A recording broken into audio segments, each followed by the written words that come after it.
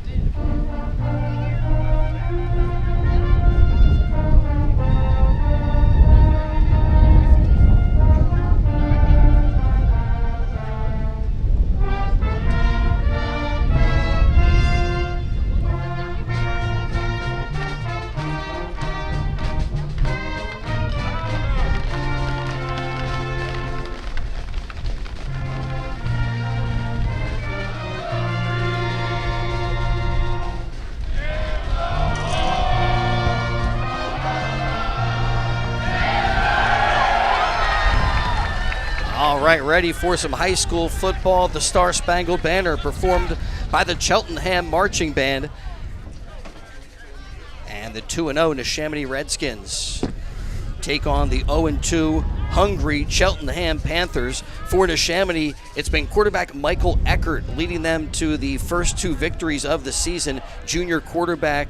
Today's going to be without Carter Klee, so we'll be leaning on running backs Brock Williams. We'll see Jason Wilmont and Nashir Moore carrying the football for Neshaminy, and they mix it up a bit. Also, kind of a run and pass approach for Neshaminy. So we'll see Eckert targeting the Sassano brothers, Nick and Mike, and some of the other wide receivers, Chris Long and Jason Gilardi, who was our guest at the recent High School Coaches Roundtable show. Gilardi with 3 receptions for 39 yards. So that's a pretty good average per catch. And we are underway. Kick is deep, goes off of the hands of the intended target and back into the end zone. Races Tom Schopfer at the touchback. Almost costly there on the opening kickoff. But they'll bring it out to the 20, and Neshaminy will start from there. First drive of the day, again led by junior quarterback Michael Eckert. He'll have tight end Connor Frederick, slot receiver Lucas Stewart. Mentioned those wide receivers Chris Long and Jason Gilardi. The offensive line including the Durnan brothers, Kieran and Riley Durnan. Those are at the tackle spots. Offensive guards, R.J. Escher and Milo Makes, and their center is Kyler Nelson, who was out at one of our high school coaches roundtable show, a great student. First throw out to the flat, complete to Chris Long. And Long, not a huge gain, but nice little rhythm for the Neshaminy offense. They pick up 3 yards. Yeah, nice job. Quick throw, getting it out, trying to make something there. Not much, but, positive yards. Yeah, get when your athletes the football, try to get a little open space. Now Eckert, pistol set, hands the football off, and not much there. A loss of a couple of yards. Nashir Moore. Yeah, try to be a little shifty there in the backfield, but a great job by the Panthers to pressure him back there and get him down for a tackle for loss. Brings up 3rd and 9, 3rd and long for Neshaminy on their first drive of the afternoon. High school football on WBCB. Thanks for being with us, Chris Ermer, Gus Barber, Darnell Turner. Here from Wissahickon High School. Eckert pressured, delivers the football, and completes it to Connor Frederick, but it's going to be well short of the first down, and the Redskins will have to kick it away. Yeah, he tried to get Eckert on the move there and faced a ton of pressure. Had to get it out quicker than he wanted to. And that's got the Panther sideline fired up as they forced Neshaminy to go 3 and out. On their first possession, Jared Higginbottom and Isaiah Barnes, the 2 guys back deep to receive the kick. And DeCastro, high snap over his head, back into the end zone, and hold on, whistles blow. Thankfully for him, there was a false start on the play. So it's like it never happened, thankfully. False start on Neshaminy. So that's one of the few situations where you want to see a flag. DCWSA customers, former. And this time DeCastro will have to back up almost to the end zone.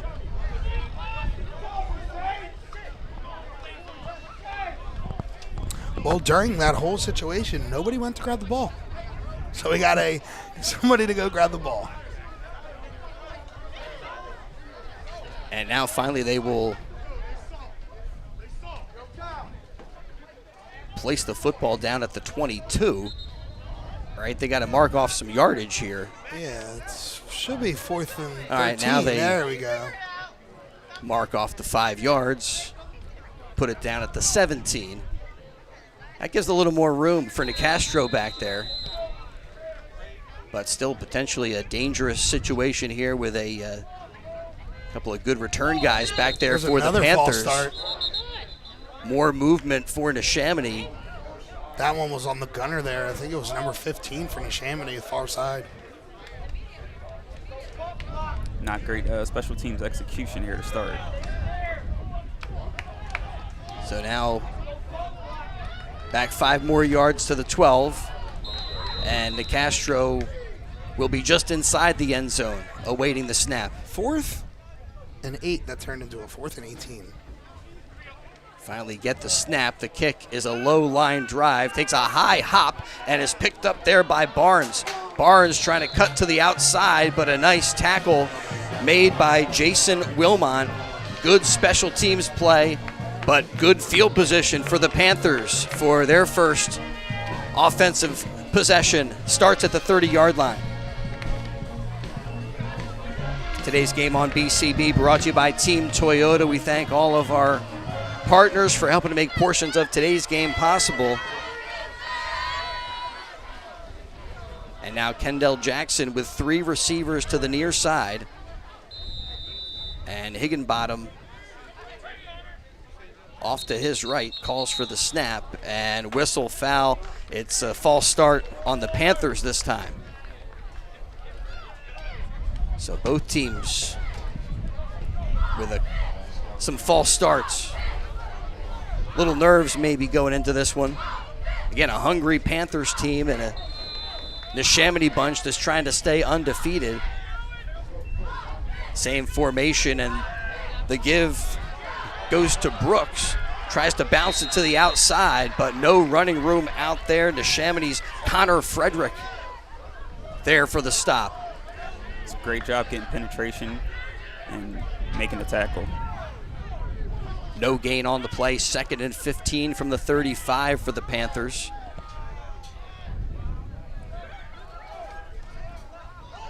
Yeah, I thought that was Higginbottom back there. That's Pharaoh Brooks, the 5'9" senior who is on the right of Jackson. Puts Gideons in motion. And they'll throw a little bit too high, incomplete. Looking for Carson Gideons, who had come back across the formation and kind of threw it between a couple of receivers. And he had him, too. There was a lot of green grass to run to. Just a little overthrown, not around his intended receiver there. So it brings up 3rd and 15, and an opportunity now for the Neshaminy defense to make a stop. This spot on the field still might be 4-down territory for Cheltenham and Coach Troy Gore, who's in his 4th season with the Panthers. Jackson with Brooks in the backfield, takes the snap, steps up into the pocket, throws downfield, and it's intercepted. Pulled down by Brock Williams, the free safety, with the INT. And a good job there for the safety to get inside leverage on the receiver. Saw that was kind of underthrown, not too much underthrown, but just able to undercut the receiver, jump up and get a good catch for the ball. And Neshaminy takes it back and they get going. 1st and 10 from the 10-yard line. Good break on the football there by a super sophomore, Brock Williams. And now Eckert, one of the team's captains, calls for the football. Hands off and not much there for Moore. Just back to the line of scrimmage, that's it. Yeah, and so far you've seen good things from this Panthers defense against this Skins offense. Not allowing them to get many big plays, making them turn the ball over on their first drive, 3 and out. So far, Darnell, this one has been dominated by the defenses. Yeah, and, we talk so much about their offenses coming in, and, sometimes that happens when you have 2 teams that have been putting up a lot of points. They go up against each other, and, it turns into a defensive juggernaut. That time, pass to the outside is complete to Lucas Stewart. But a completed pass, but not a lot of yardage gain. Just a 2-yard pickup, 3rd and 8. Cheltenham's done a great job of just keeping everything in front of them and, just giving up the short passes, but making sure they're coming up and tackling. Neshaminy from their own 12-yard line. Trying to get something going here. 4 receivers spread out for Eckert. Drops back, throws downfield, and Jason Gilardi, the intended target, but the coverage was there for the Panthers. Kyneek Washington. Yeah, it's a great job, great technique all the way down the field. And so again, the Redskins will punt it away. And that ball was in the air for a long time. You didn't see him panic and, commit a penalty. Nicastro end-over-end kick comes down shy of the 35 and takes a nice roll for Neshaminy out to the 42. And that's where they'll touch it down, stop the clock with 7:16 to go first quarter. No score between Neshaminy and Cheltenham so far. High school football on WBCB. Next week, Neshaminy moving on to play North Penn. And for Cheltenham, coming up next, they have Council Rock South. We saw the Golden Hawks last night take on Pennsbury. Victory for the Falcons at home. Good fought battle by that Falcons team last night. Now Jackson under center Hands off tackle run. Pickup of 4 for Jimbo Smith. 3. Gain of 3 there, so 2nd and 7. Good job, though, trying to penetrate the second level of this Skins defense. Haven't really found it yet, but just keep pounding. Now I formation, a little bit of a hesitation with the snap, and spinning out of one tackle is Smith, and looked like it was going to be a tackle for a loss. Ends up being nearly a first down, but Smith steps out of bounds a couple of yards shy of the yard to gain. It's a 3rd and 2 from the 34-yard line.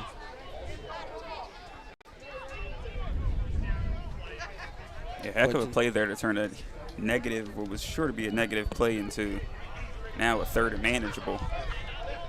And that's something for Neshaminy defensively. You got to wrap up in that situation.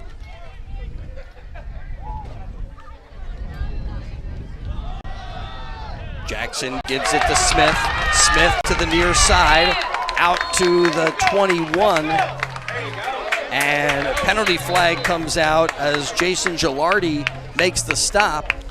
But yeah, it looks like it's going to be a face mask at the end of that play. Might add a little on to this one. Again, this Cheltenham team hungry after losing their first couple of games. Thus far in the first half, they have been winning the field position battle against Neshaminy. And a personal foul, face mask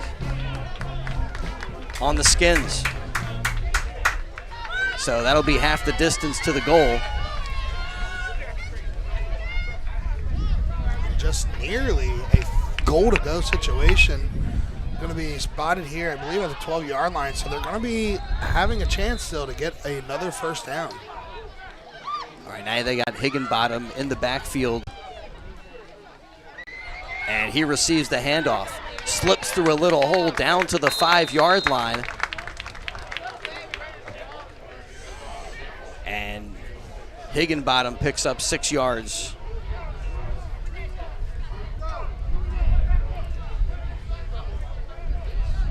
A lot of guys Cheltenham trusts with the football. Higginbottom now lined up as the far side receiver. They got 2 to the near side for Jackson as well. Motion man is Barksdale. And they'll run right towards Barksdale's block. But Neshaminy there to bottle that one up. Colby Bracey, the outside linebacker, in there to push back the Panthers. And they now have a 3rd and 3 from the 5-yard line.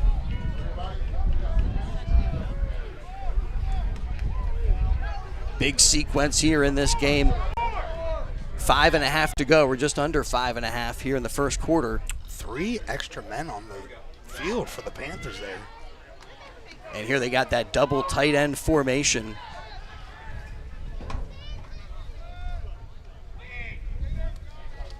Move a man to the wing on the far side and hand it off. Jaden Walker to the 1. That'll be enough for a goal-to-go situation for Cheltenham. Give them a fresh set of downs. Impressive drive here, sticking with the run. Wow, are they saying that's not a 1st and goal? Yeah, hold on a second. The officials now are going to check the sticks.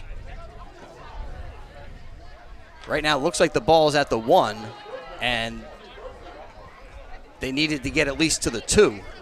So should be 1st and goal for Cheltenham. At least that's the way it looks over here. You would think. And now I think they're going to measure. So, yeah, they will bring the sticks out and take a look at where this football is. Right, it looks like it's at the 1-yard line from here.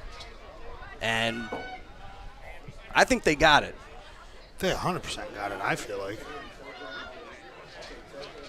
Don't forget, if you miss any of today's action, you can read about the game in tomorrow's Trentonian. Outstanding local and national sports coverage. No, they did not get it.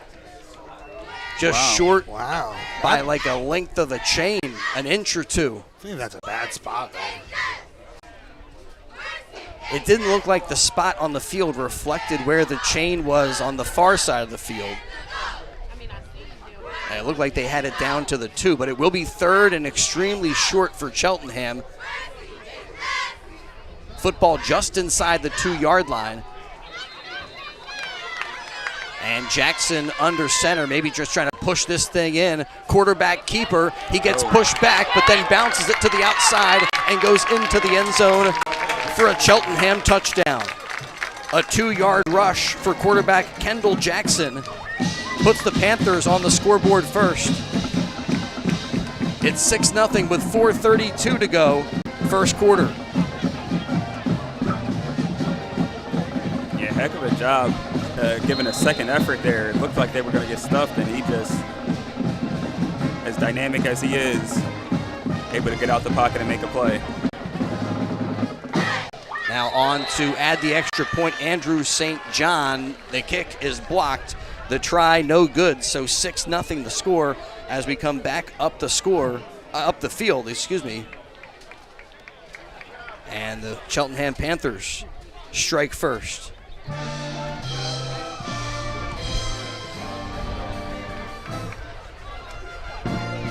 Today's game on WBCB also made possible by the Fella Auto Group on Route 13 in Bristol, your hometown auto dealer, supporting our local students and congratulating everybody on the field for all the sacrifices that they've made to be part of this high school football experience. Fella Auto Group will give you $250 off any car in stock if you mention our Coaches Roundtable show, which is on WBCB every Wednesday from 7 to 8 from Sandy's Beef and Ale.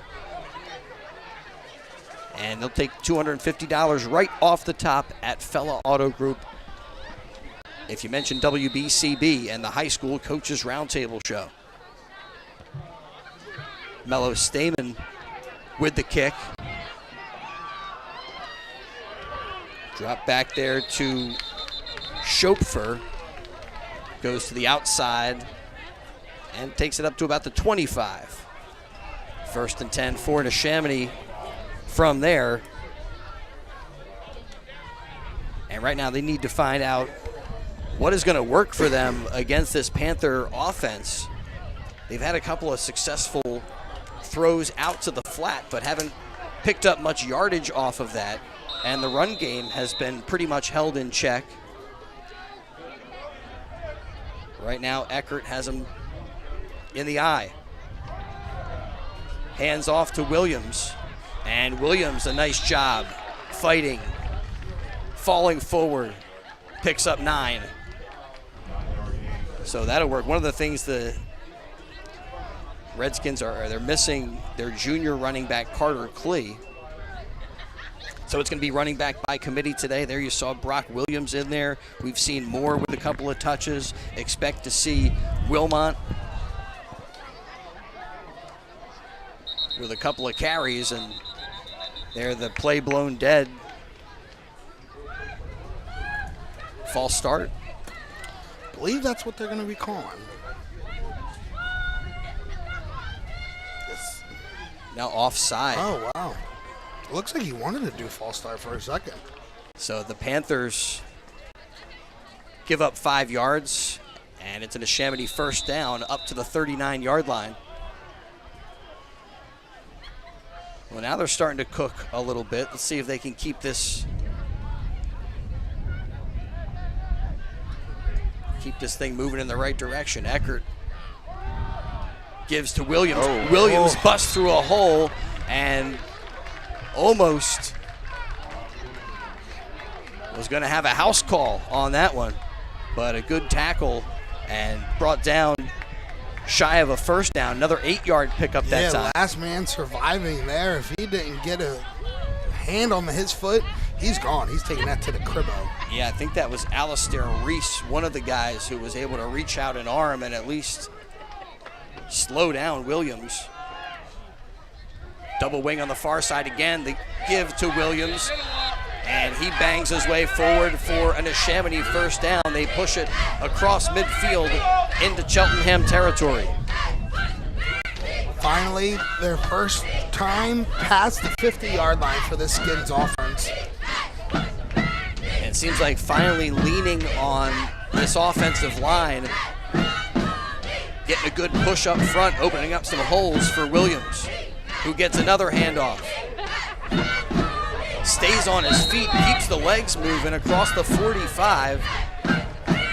And another good effort. Williams that time with 6 yards.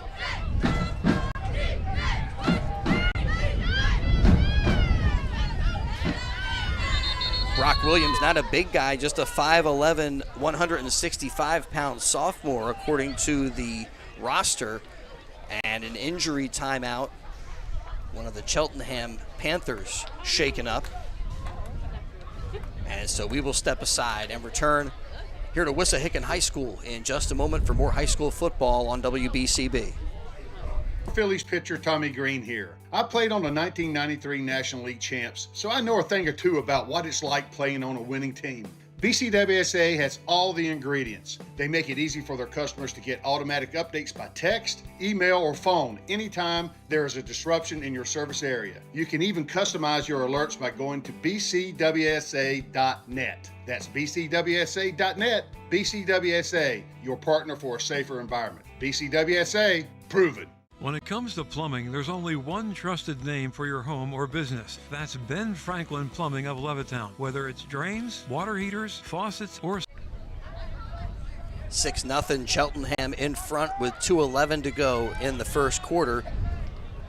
Neshaminy seeming like they got something working on this drive. Picking up a couple of first downs. They go back to this pistol set. And man in motion there was Lucas Stewart, and somebody moved. False start on Neshaminy. So just when you start to get something going, you can't afford those mental errors. They mark them back at 2nd and 9. Definitely don't want to do that.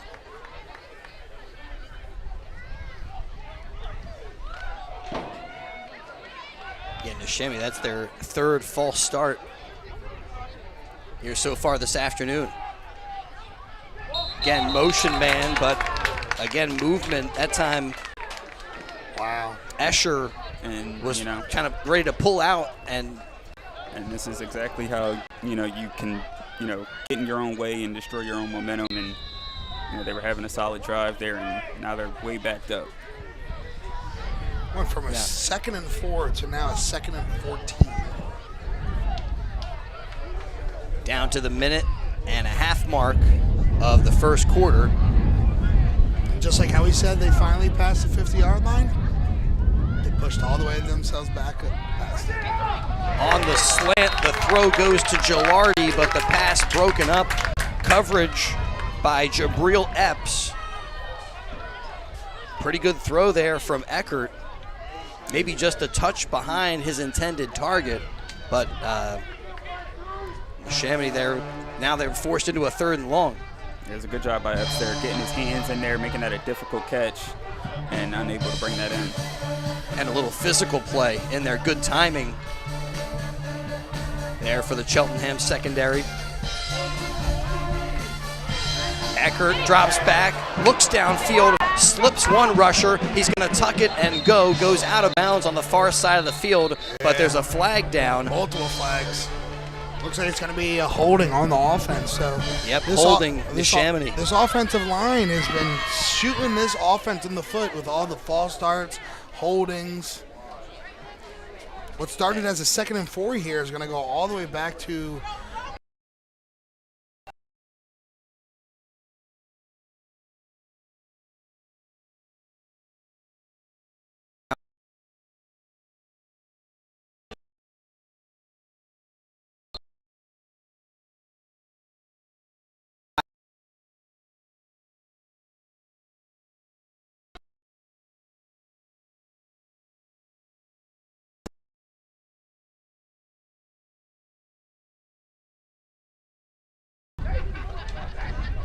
Eckert with trap jack in motion. Throws to the outside. Gilardi is there, goes up for it, and that one broken up. Again, defended by Epps, the sophomore cornerback, is going to force Neshaminy to kick it away on 4th and 24. Yeah, just an excellent sequence last couple of plays from Epps. Just great technique. You see him getting his hands in there again, just making every catch difficult, playing the sideline. Nicastro from the 25. Low line drive kick, and that takes a pretty good hop for the Panthers. It dies right at the 35. And that's where Cheltenham will take over, 1st and 10. Whew. Up 6-0 as we are under a minute to go in the first quarter today. Yeah, North Penn coming up next for Neshaminy, and then they will host Abington. They travel to CB West, followed by a road game at Penridge, and then they're at home to face CB East and Pennsbury to wrap up their season. Meanwhile, for Cheltenham, mentioned Council Rock South is next, and then they will take on Ben Salem, Souderton, Council Rock North, followed by their game against Upper Dublin, and then to wrap up their season, it's Truman and Quakertown. 1st and 10, and Jackson gives on the counter, and it's running room. On the far side of the field, Brooks is going to get pushed out at the 6-yard line. 1st and goal for the Cheltenham Panthers, but flagged down behind the play. And it is a block in the back called on Cheltenham. Now, from where this flag was thrown, I mean, that erases a gigantic play. Biggest play of the game. Absolutely.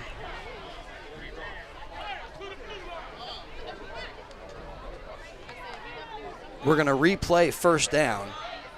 And I think this is going to be like back to the, like 1st and 5.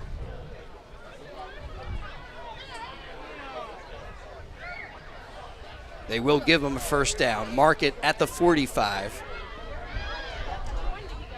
So a 1st down for Cheltenham, but a costly penalty. We talked about how some of the penalties have been hurting Neshaminy. That one hurts if you're a Panther fan. Oh, huge. Still got the 1st down, but you went from a 1st and goal situation to being past the 50-yard line now. Down under the half-minute mark. Looked like they kind of tried to go right back to the same play, and Neshaminy ready for it, and another flag gets thrown after a short gain by Cheltenham. Flags are killers. And this time, there in the 1st. A hold on the Panthers.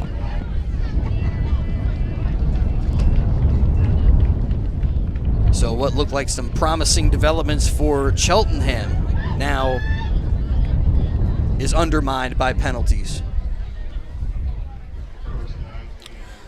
All these flags, we still haven't even gotten out of the first quarter yet. So 1st and 19 from the 36-yard line.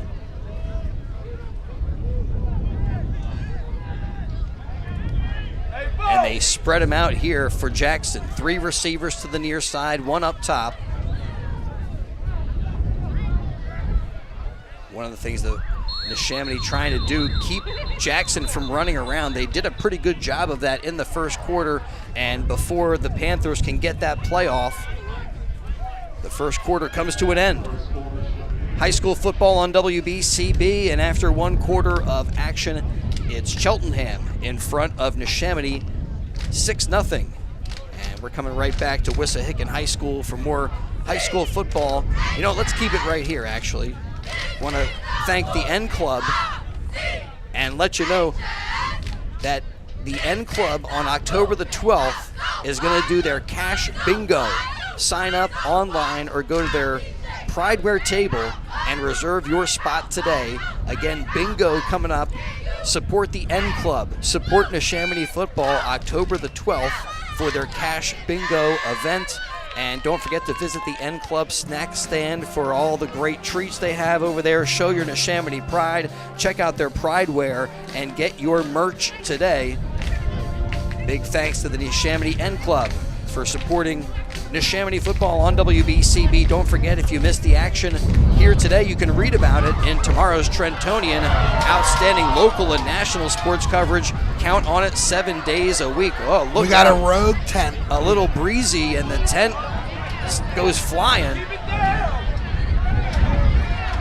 right into the cheerleaders. Had to scatter. They wanted no parts of that. Nah, that's dangerous. Get one of those tents flying around.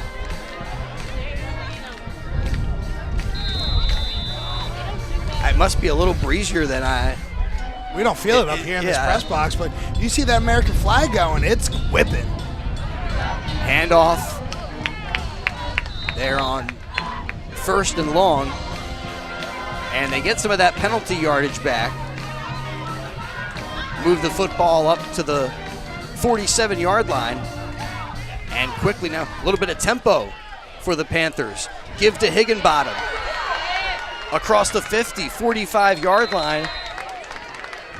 And refusing to go down, Jared Higginbottom picks up a Cheltenham first down. Going quickly here, going quickly. Yeah, no huddle, right back to the line of scrimmage. Jackson, a muffed snap. It's on the turf, picked up by Jackson, and he is brought down right away by Carson Schneider. A loss on the play for the Panthers. Marks him back to the 42.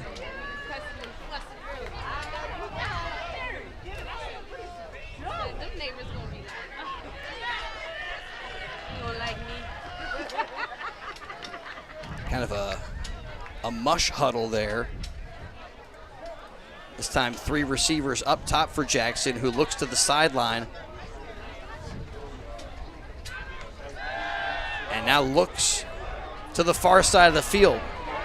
Will roll that way. Tries to cut back and gets squashed by Devin Miranda, the senior defensive end, with a hit at the end of that play. Got to give a lot of credit there to the secondary. Nowhere to go with the football and try to make something happen with his legs, and defensive line there to make a play. Jackson took a little bit of punishment trying to cut back, and he cut back right into Miranda, who's a 5'10 senior and packs a punch.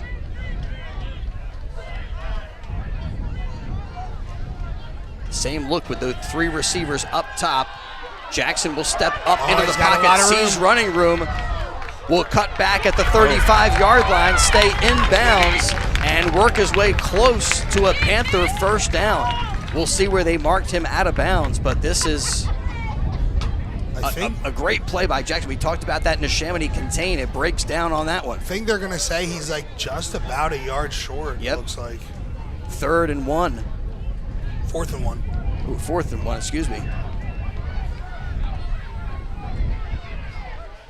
And they keep the offense out there. This is certainly a spot on the field you're not going to get a lot out of a punt. A little too far for a field goal. So they'll try it 4th and a long 1. And Jackson hands off. And the Panthers convert. They needed a couple yards. They get about 3.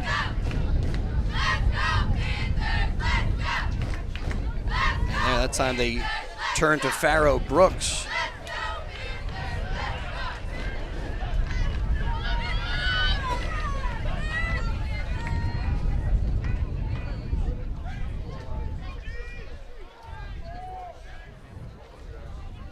Jackson play action, has his man, and completes the pass to Michael Dunn.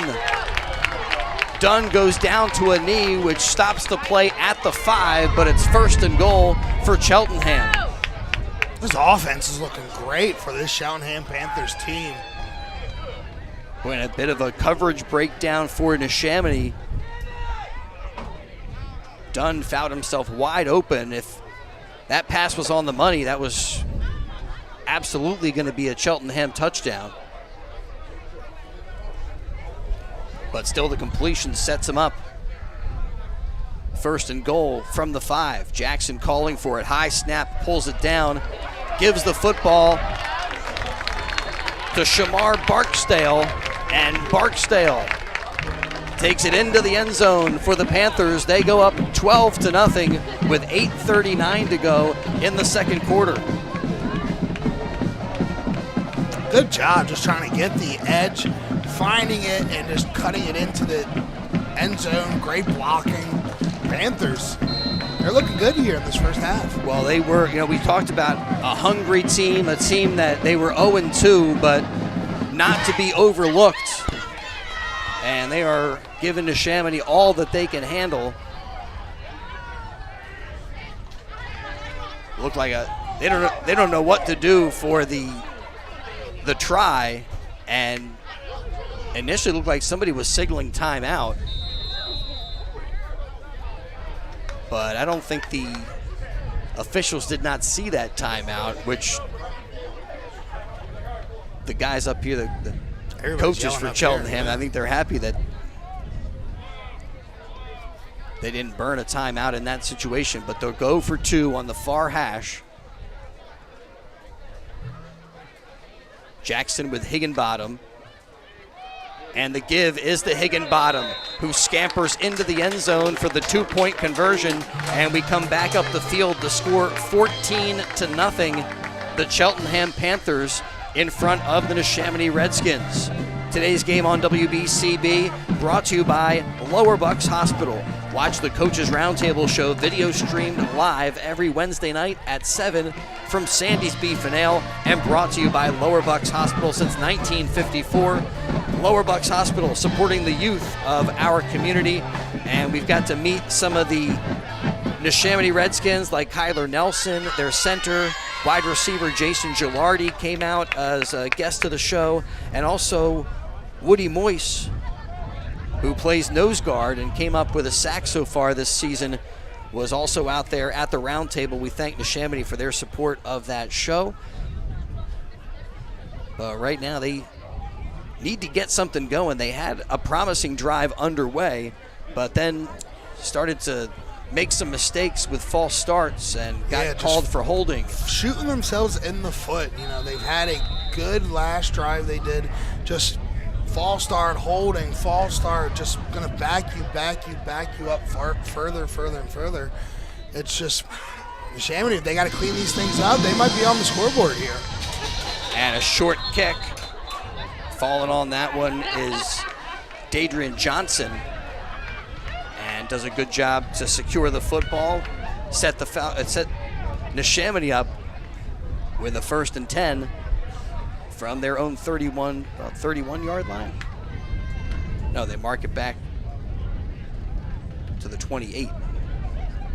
All right, so Neshaminy, the situation last drive, I think, proves you can't afford a lot of mistakes against this Cheltenham team. And Neshaminy, they got to keep it clean. They fake the handoff, quarterback keeper for Eckert. And he sticks his nose right in there. Picks up 5 yards. That's great when you can count on the toughness of your QB. Also for Neshaminy, QB1 wearing number 1. Something about that. Something about that I like. He takes the shotgun snap, fakes the handoff, another keeper close to the 35, but he's down at the 34-yard line. Maybe a yard, picks up not much there.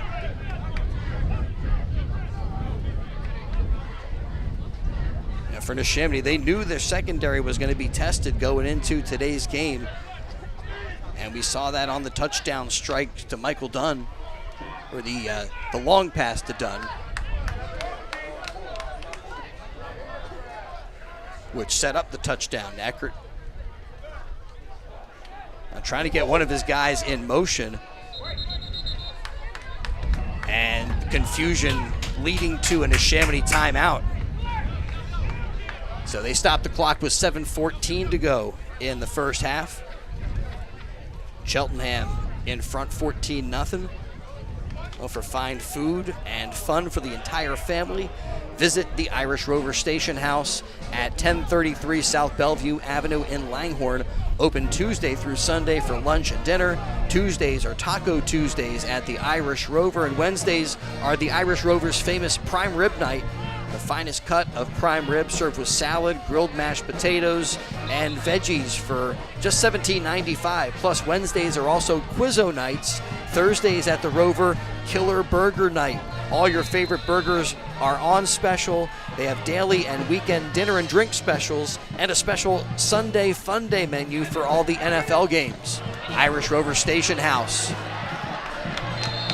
And Neshaminy get a first down.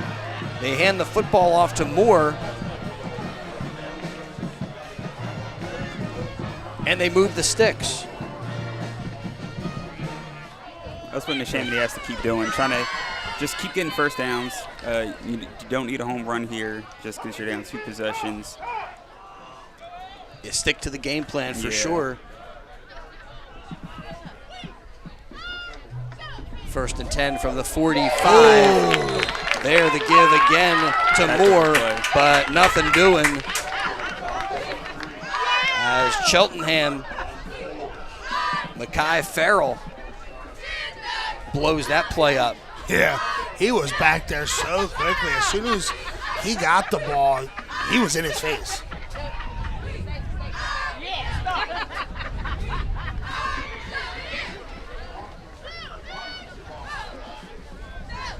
So a loss of 4. 2nd and 4 for the Skins. Pistol set. They fake the give to Moore, and the ball comes loose. Eckert lucky to fall on it. But the pressure brought by Jimbo Smith. And there, Neshaminy, really no time for the plays to get going. Yeah, this Panthers defensive pressure is just in the Neshaminy's face as soon as the ball is hiked.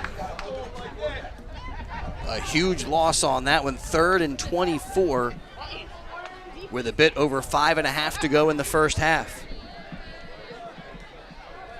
And again, Neshaminy going backwards. They'll try to set up a short little screen. They get it to Moore. Slips one tackler. Another defender misses. There looks like there's a flag down on the far side of the field as Moore gets some of that penalty yardage back. Still 4th and long coming up for Neshaminy, but a false start is called. They just cannot stop shooting themselves in the foot. So a false start just means like the play didn't happen. I don't think you can deny that penalty, although Cheltenham probably would just like to bring up 4th down and have the Neshaminy kick. But instead they mark off 5, put it back at the 25. So far in the first half, Neshaminy with 1 step forward and 2 steps back. They have these flashes, but can't sustain. And credit going to the quickness here of this Cheltenham defense. Here Eckert looking downfield, trying for Gilardi. A one-handed catch attempt incomplete. Wow. Man, those guys are battling. That again, Jabril Epps over there with the coverage, and he celebrates another pass breakup. Yeah, almost an insane catch one-handed right there on the sideline. But like I said, Epps has been excellent in coverage all game. A good throw there by Eckert. It was in a spot where his guy had a chance to get it, but it just would have been a circus catch for Gilardi, excuse me. He almost had it, too, with that one hand. Nicastro will kick away. The Panthers get an 11th man onto the field. Flag is thrown. The ball comes out. loose on the turf, and Jason Wilmot recovers the fumble. But the question now is, what was the flag about? It's a false start. False start on Neshaminy. Yeah, and I thought that was Wilmot who fell on it. It was Sassano who came up with the loose ball, but it doesn't matter. It was a false start, so we got to do it over. I believe this is twice now that Neshaminy has caused a turnover, but the play has been neglected because of a flag. They just wiped it away because of a false start. Yeah, that's I know for a fact when they get into the halftime, coach is going to rip them about this self-inflicting wounds. Missing some of the chances that were in front of them because of the penalties. Nicastro barely gets that one off. It's a good kick, comes down right around the 40, and it's a muffed punt, loose ball. Both teams now fighting for it. Looked like the Panthers were there first, and the officials will unpile to see who's got the ball. Kick came down. I think that was Higginbottom. As it looks like the rain is starting to fall here at Wissahickon High School. Yes, indeed. The fans taking cover. That's the Skins ball. Neshaminy with the fumble recovery. I'm not sure how they came up with that one. Panthers were in the neighborhood, but Neshaminy taking over with just over 4 minutes to go in the first half. Yeah, it looks like the Panthers were trying to let that ball bounce and just let the Neshaminy Skins touch it. But the way it bounced, it hit one of the Panthers' hands accidentally, and it was a scrum for the ball. As you can see, this wind and everything really starting to pick up. You can hear it in our mics. On first down, the give is to Williams. And Williams, 7-yard pickup. Across the 35 up to the 33.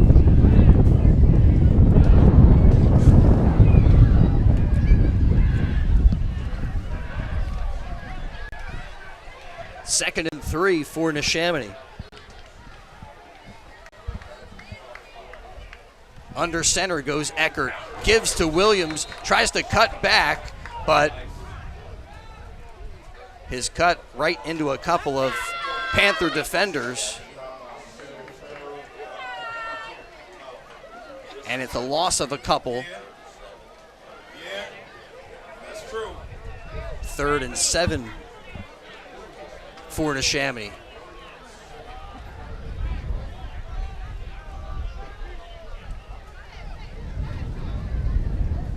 I formation, play action, rolling is Eckert, throws downfield, has his man wide open. That's Connor Frederick, who goes into the end zone for the touchdown. Neshaminy striking from 37 yards out, and then after the play, another flag gets thrown. Looks like this touchdown is going to stand. I think this might be even like a sideline warning on Cheltenham. Either that or some type of infraction for the post-touchdown celebration, unsportsmanlike on the Panthers. So that will be assessed on the kickoff. Meanwhile, 37-yard touchdown for Neshaminy. Eckert to Connor Frederick, the captain connection.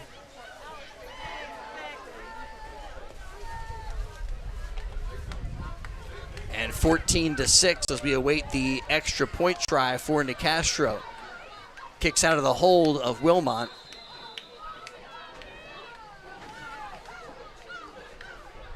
They set it down, and the kick is blocked. The try is no good. We come back up the field to score 14-6 after a 37-yard touchdown strike, and Neshaminy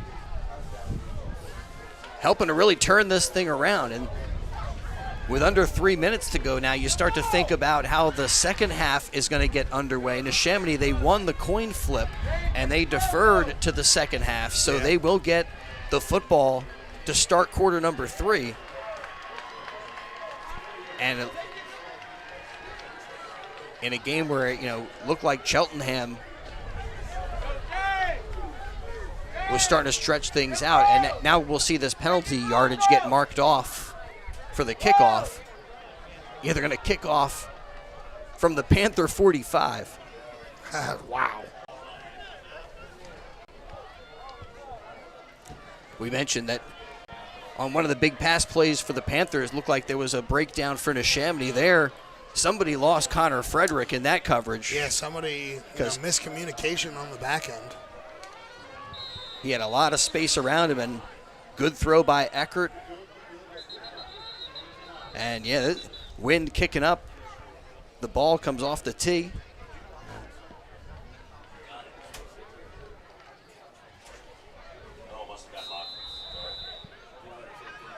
Fortunately, we had like a little bit of a rain squall, which for the most part has died down. Nicastro will kick this one deep into the end zone. Touchback for Cheltenham, so they start 1st and 10 from the 20 with 2:56 to go, second quarter.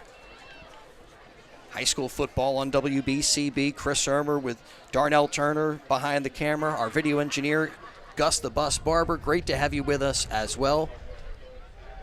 And it is great to be here with you, Chris. Hey, and with that Neshaminy strike, we got this game starting to get interesting. It looked like the Panthers were really going to start to take a hold of the momentum and just overall the whole game. But Neshaminy, that last drive, after so many flags and miscommunications, and looks like they were going to give the ball in the punt, able to get the ball after a turnover and go down and make this a one-score game. Jackson drops back, throws low, but a great catch by Higginbottom. Did he make that catch? He made that catch. Yes, he did. Oh, my goodness. Heck of a play. And that's a 10-yard pickup, just enough for a Cheltenham first down. The other thing I didn't think we were going to see today, Gus, was Neshaminy get out of their own way. They had the penalties, some of the negative plays that they had, and they finally able to put something together, get on the scoreboard. Good field position, helping that a ton as Jackson calls for it, gives to Higginbottom. Higginbottom pursued from the backside, a tough hit, and the ball comes loose. Neshaminy picks it up, and recovering the fumble, Devin Miranda, and another turnover. That gives Neshaminy a great opportunity to put some more points on the board. Meanwhile, a flag comes out and the rain comes down harder. It's definitely something that has to be excessive after the play, because that was a clean, beautiful hit by Neshaminy. Yeah, I don't know who made that hit, but they came in and rocked Higginbottom, and that ball just popped out. Unsportsmanlike on Neshaminy. Initially, the indication was to Cheltenham, but that is on the Skins.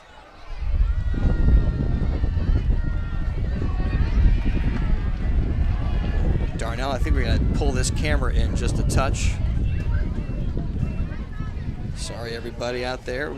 We are having technical things going on. We don't want our wires or cameras, nothing to break. Yeah, we got some rain coming into the press box. And we tried to open the window to get a better view for all of our viewers, but the rain is just hurting us right now. So 1st and 10, double wing on the far side. The give to Williams. Tries to go over a couple of tacklers, and he is turned away. And now the skies open up, and the rain comes down full force. It is coming. And we were just saying, Chris, we didn't think we were going to get too much rain. It only said a 20% chance at 3. But Mother Nature had different plans. Thankfully, we were not thrown on the top of the press box now. 2nd and 8. Yeah, at one point, we were going to go up there. We were going to be exposed to the elements. Eckert rolling to the near side, throws, and it's incomplete. Intended for Lucas Stewart, but almost taken away. You have to think the weather right now with all this rain had to play a part of that play right there, not just for the quarterback, but the DB going through his hands as well. Yeah, and it didn't seem like Eckert really got as much on that throw as maybe he would have wanted.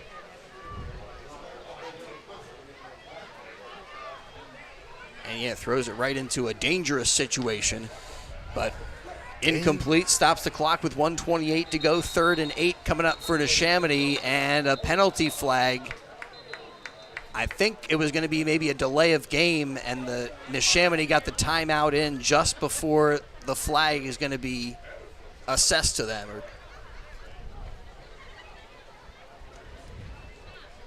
Yeah, they'll pick up the laundry. Oh no, illegal substitution. It is 5 yards against Neshaminy. Mark it back to the 33, and now timeout on the field taken by Neshaminy. I'll tell you what, with all this rain, it's making it a little bit colder out here. I'm feeling a bit of a chill come in, and I'm never cold. Today's game brought to you by the Neshaminy N Club. Don't forget to get your game day program for the season. Team pictures, team rosters, cheerleaders, marching band, coach information. Support the businesses that support the N Club by getting your game day program. And some of the banner sponsors include Chick-fil-A, Neshaminy, Pendle Pizza, Bucks County Challenger Program, the Pendle Wildcats, Anthony Paul Pinto's team, Automotive Training Center, and many more. We'll let you know who's helping to support Neshaminy football this season as we go through the game. Backwards pass, and they throw downfield. They have their man, and it's caught. Nick Sassano throws to Chris Long, and Long to the 5-yard line. Neshaminy goal to go with 1:20. Nice little trick play there. Quarterback throwing to another offensive player, but it was a backwards pass, so you could still throw it forward, and the Panthers seamlessly thought that it was just going to be a screenplay or something. Wide open in the back end, that receiver was for Neshaminy. Eckert to Sassano to Long, and now double wing on the near side. The give to Williams, down into the end zone for a touchdown. 5-yard TD for Brock Williams. And Neshaminy making it 14-12 with 55 seconds remaining. One of the Cheltenham Panthers shaken up after the play. So for the moment, an injury timeout. I would think Neshaminy, when they get back to it, going to try for a 2-point conversion. But we will step aside, return to the field in a bit on the WBCB Sports Network. Hi, I'm Kevin Nolan from Nolan Painting. Choosing the right color is critical in the painting process. Our color consultants will help you pick and choose the right color, and our professional painters will apply it with precision. NolanPainting.com, improving homes and neighborhoods since 1979. You are more than just a heart patient. St. Mary Medical Center's teams get to know you, which can help them diagnose a problem and start treatment faster. St. Mary's cardiovascular team offers the latest imaging and device technology, testing and surgical procedures you'd expect from a national health system with the personal touch you want from local experts. They know the importance of seeing the person behind the patient. Let St. Mary help you live a healthier life. Your day-to-day life is hectic between having to pick up the kids, make dinner, the countless other tasks that you got to get done. Rob's Automotive and Collision is there to make your life a whole lot easier. Make sure you take advantage of their... All right, Neshaminy will go for 2. Eckert, Williams along his side, and now Eckert's will go to the far side of the field. Eckert will tuck that one. Sees an opportunity to take it into the end zone himself. The 2-point conversion is good, and we come back up the field with the score 14-14. Neshaminy taking advantage of a couple of turnovers. And they get this tied up before halftime. Big thanks to Fella Auto Group, the perfect car for your high school student. Over 200 cars, trucks, and SUVs, priced from under 10 grand to premium pre-owned cars. And if need be, Fella Auto Group finances all credit situations. Visit their website, fellaautogroup.com.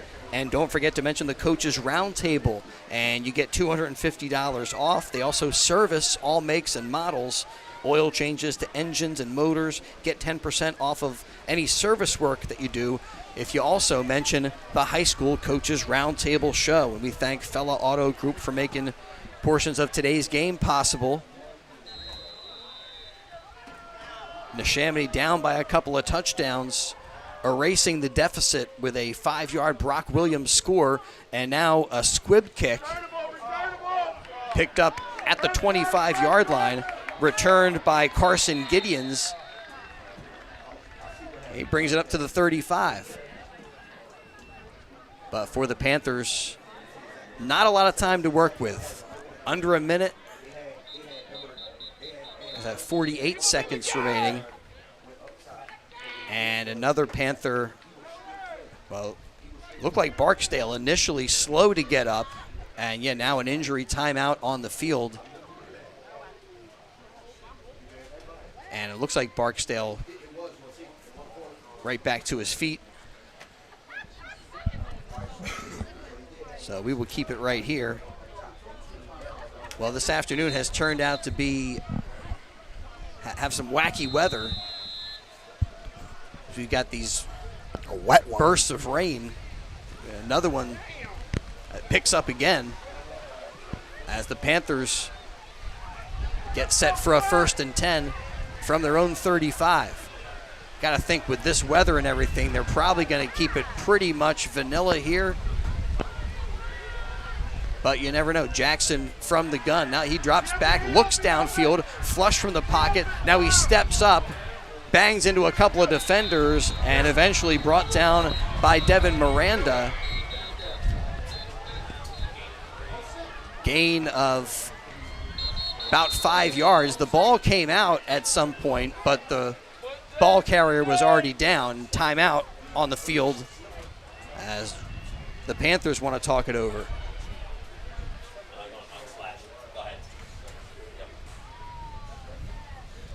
Chris Irmer with Gus Barber, Darnell Turner. This weather, man, it's really changed the game and the aspect of this game. Before this rain came in, it was 14-0. Now all of a sudden 14-14. We've had 2 fumbles. We've had a couple go in and out of the hands of some receivers. It's a difference maker here right now. Yeah, especially with 30 seconds left going into half. And I think it's got to change the ratio of run to pass. Just not easy to protect the football and keep it dry. The ball's probably slippery. It's a half minute to go.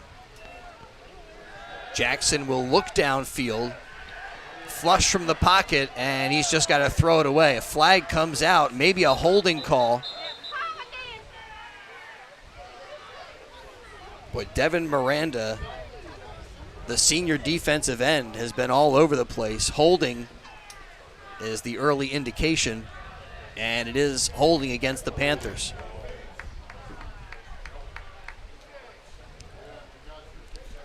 So that time you got to credit Neshaminy's attack. They did not give any time for those pass plays to develop. And as they race after the quarterback, they got to draw that foul. So 22.2 seconds on the second quarter clock.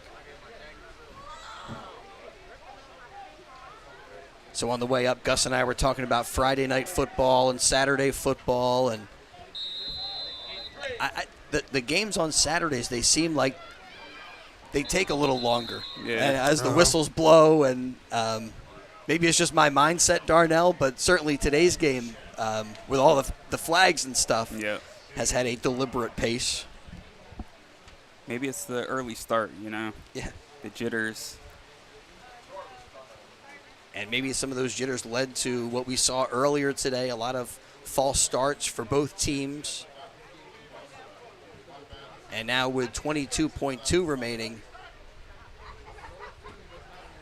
and a 2nd and 17 here for the Panthers, I think there's a certain wisdom in just dropping a knee down. Unfortunately for Cheltenham, they also have to think about the fact that they will kick off to Neshaminy to start the second half. But that fact isn't going to put more time on the clock for you. No, not at all.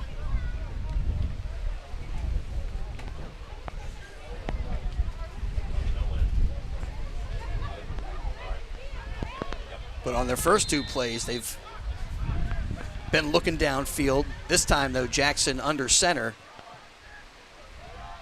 Hands off to the tailback. And just back to the line of scrimmage are the Panthers.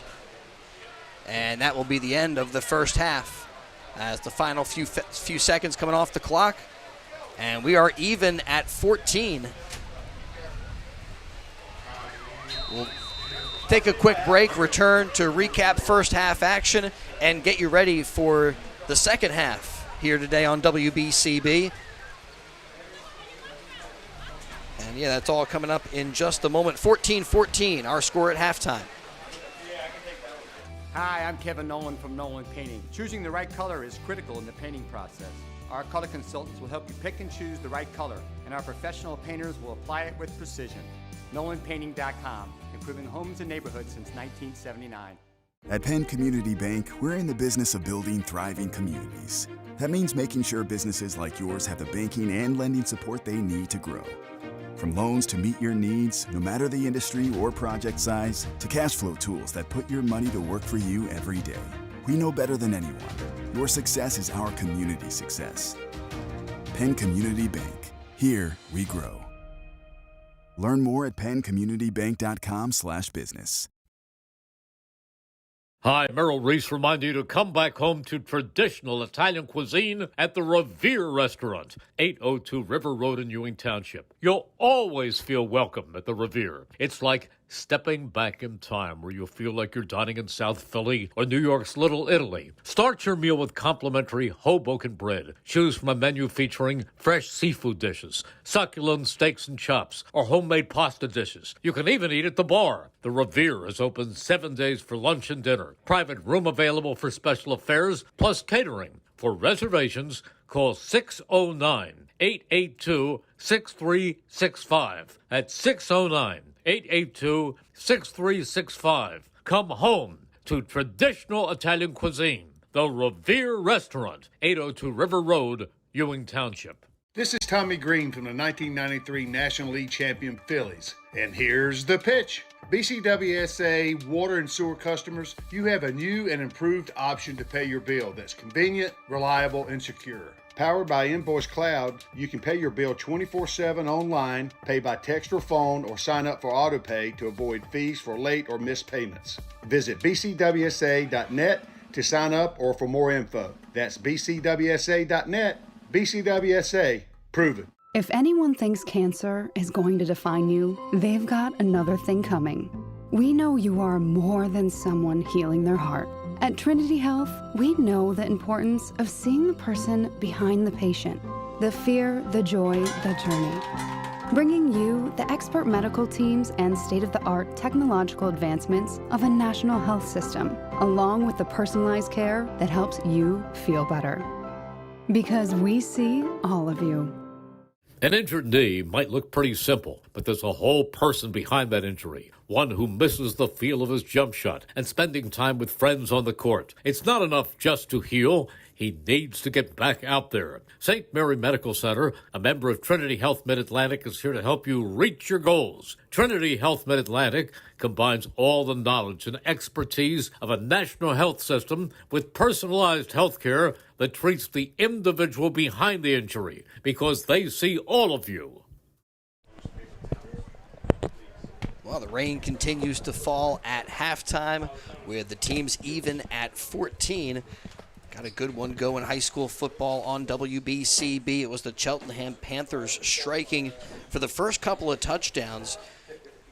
A score with 4:32 to go in the first quarter, a 2-yard pickup. Quarterback keeper looked like the sneak was going to get turned back, but a nice job by Jackson to bust that to the outside and take it into the end zone.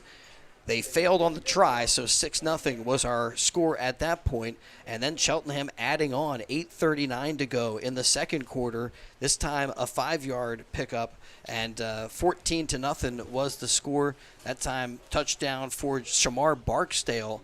And that was the benefit of a really good pass play that set them up at the 5-yard line. And then for Neshaminy, had some positive things going, hurt themselves with penalties. They finally got things moving in the right direction thanks to a recovered punt at the 37-yard line, and then a 37-yard touchdown strike Eckert hitting Connor Frederick, and that comes with 2:56 to go in the second quarter. So under 3 minutes to go in the half before Neshaminy even got on the scoreboard today. But they get a second TD, another turnover that they benefit from, sets them up with a short field, and a 5-yard touchdown for Brock Williams to make it 14-14.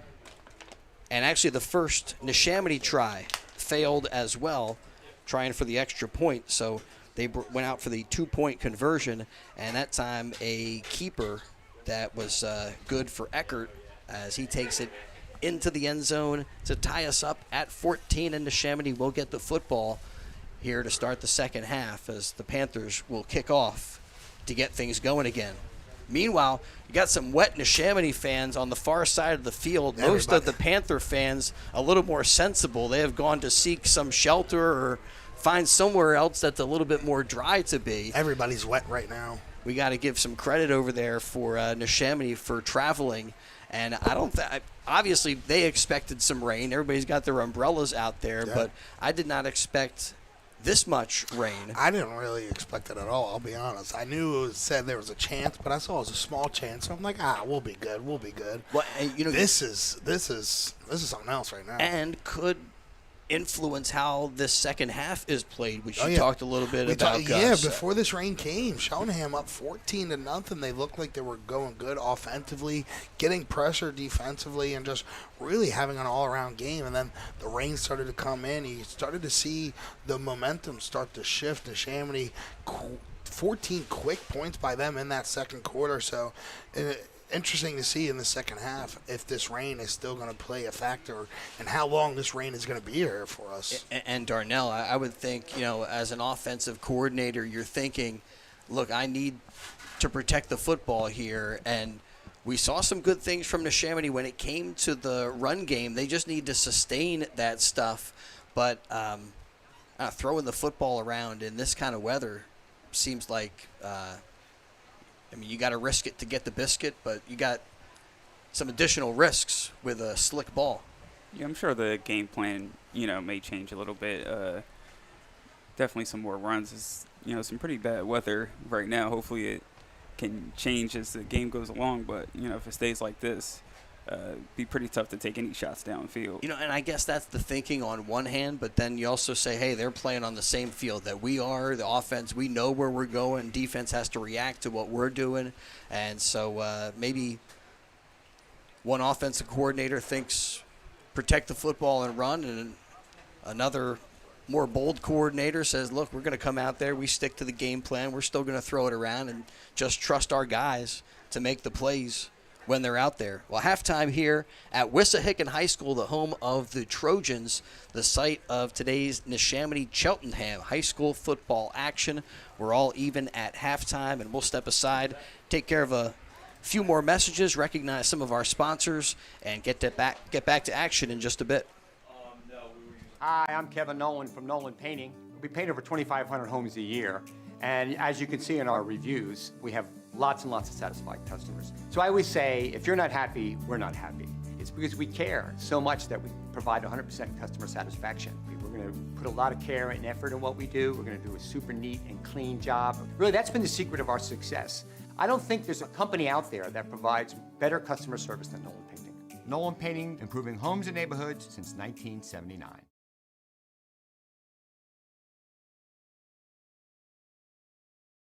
Sandy's Beef and Ale has been serving famous hand-carved roast beef sandwiches since 1967. Sandy's Beef and Ale is located in the Woodburn Square Shopping Center next to the Oxford Valley Mall. Stop in anytime for not only the roast beef sandwiches, but also the patty, the tailgater, and the Cuban. Family and friends have been coming to Sandy's Beef and Ale since 1967. 2028 Old Lincoln Highway, the home of the hand-carved sandwich.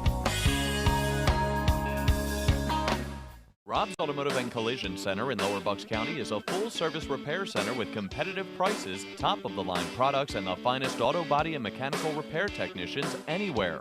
Rob's makes repairing your car easy. Same-day service guaranteed. Whether it's an oil change, state inspection, or a mechanical issue, Rob's will have you in and out and on your way. 2700 Veterans Highway in Bristol, 215-826-9200 for 24-hour emergency towing. Call 215-826-0250. Hi, Paul Muller here, and there's never been a better time to be part of the team. New car inventory is back. We have over 100 new Toyotas ready to drive home today with some of our most popular models available. And with a huge selection of dependable certified used Toyotas, our pre-owned departments are ready to make a deal that works for you. Plus, our award-winning service centers will have you in and out and back on the road in no time. Visit one of our 3 locations in Langhorne, Glen Mills, or Princeton, or online at teamtoyota.net. Don't let joint pain bring you down. See how you can get relief at a free joint pain seminar at St. Mary Orthopedics. Joint care experts will inform and answer questions about diagnosing, managing, and treating joint problems and knowing when it's time for a joint replacement. Ready to get back to life? Get to the next free joint pain seminar. Details at stmaryhealthcare.org/joint seminar. It's your health. Expect more. An injured knee might look pretty simple, but there's a whole person behind that injury. One who misses the feel of his jump shot and spending time with friends on the court. It's not enough just to heal. He needs to get back out there. At Trinity Health, we're here to help you reach your goals. We combine all the knowledge and expertise of a national health system with personalized health care that treats the individual behind the injury. Because we see all of you. 1490 WBCB Levittown and Trenton, and video stream live at WBCBsports.com. Your home for the best local sports in Bucks and Mercer counties.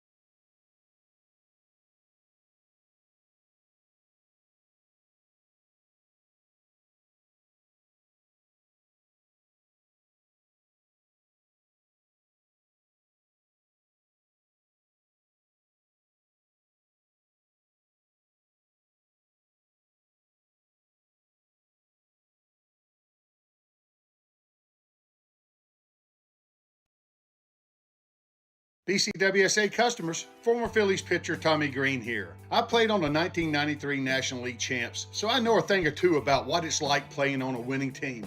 BCWSA has all the ingredients. They make it easy for their customers to get automatic updates by text, email, or phone anytime there is a disruption in your service area. You can even customize your alerts by going to bcwsa.net.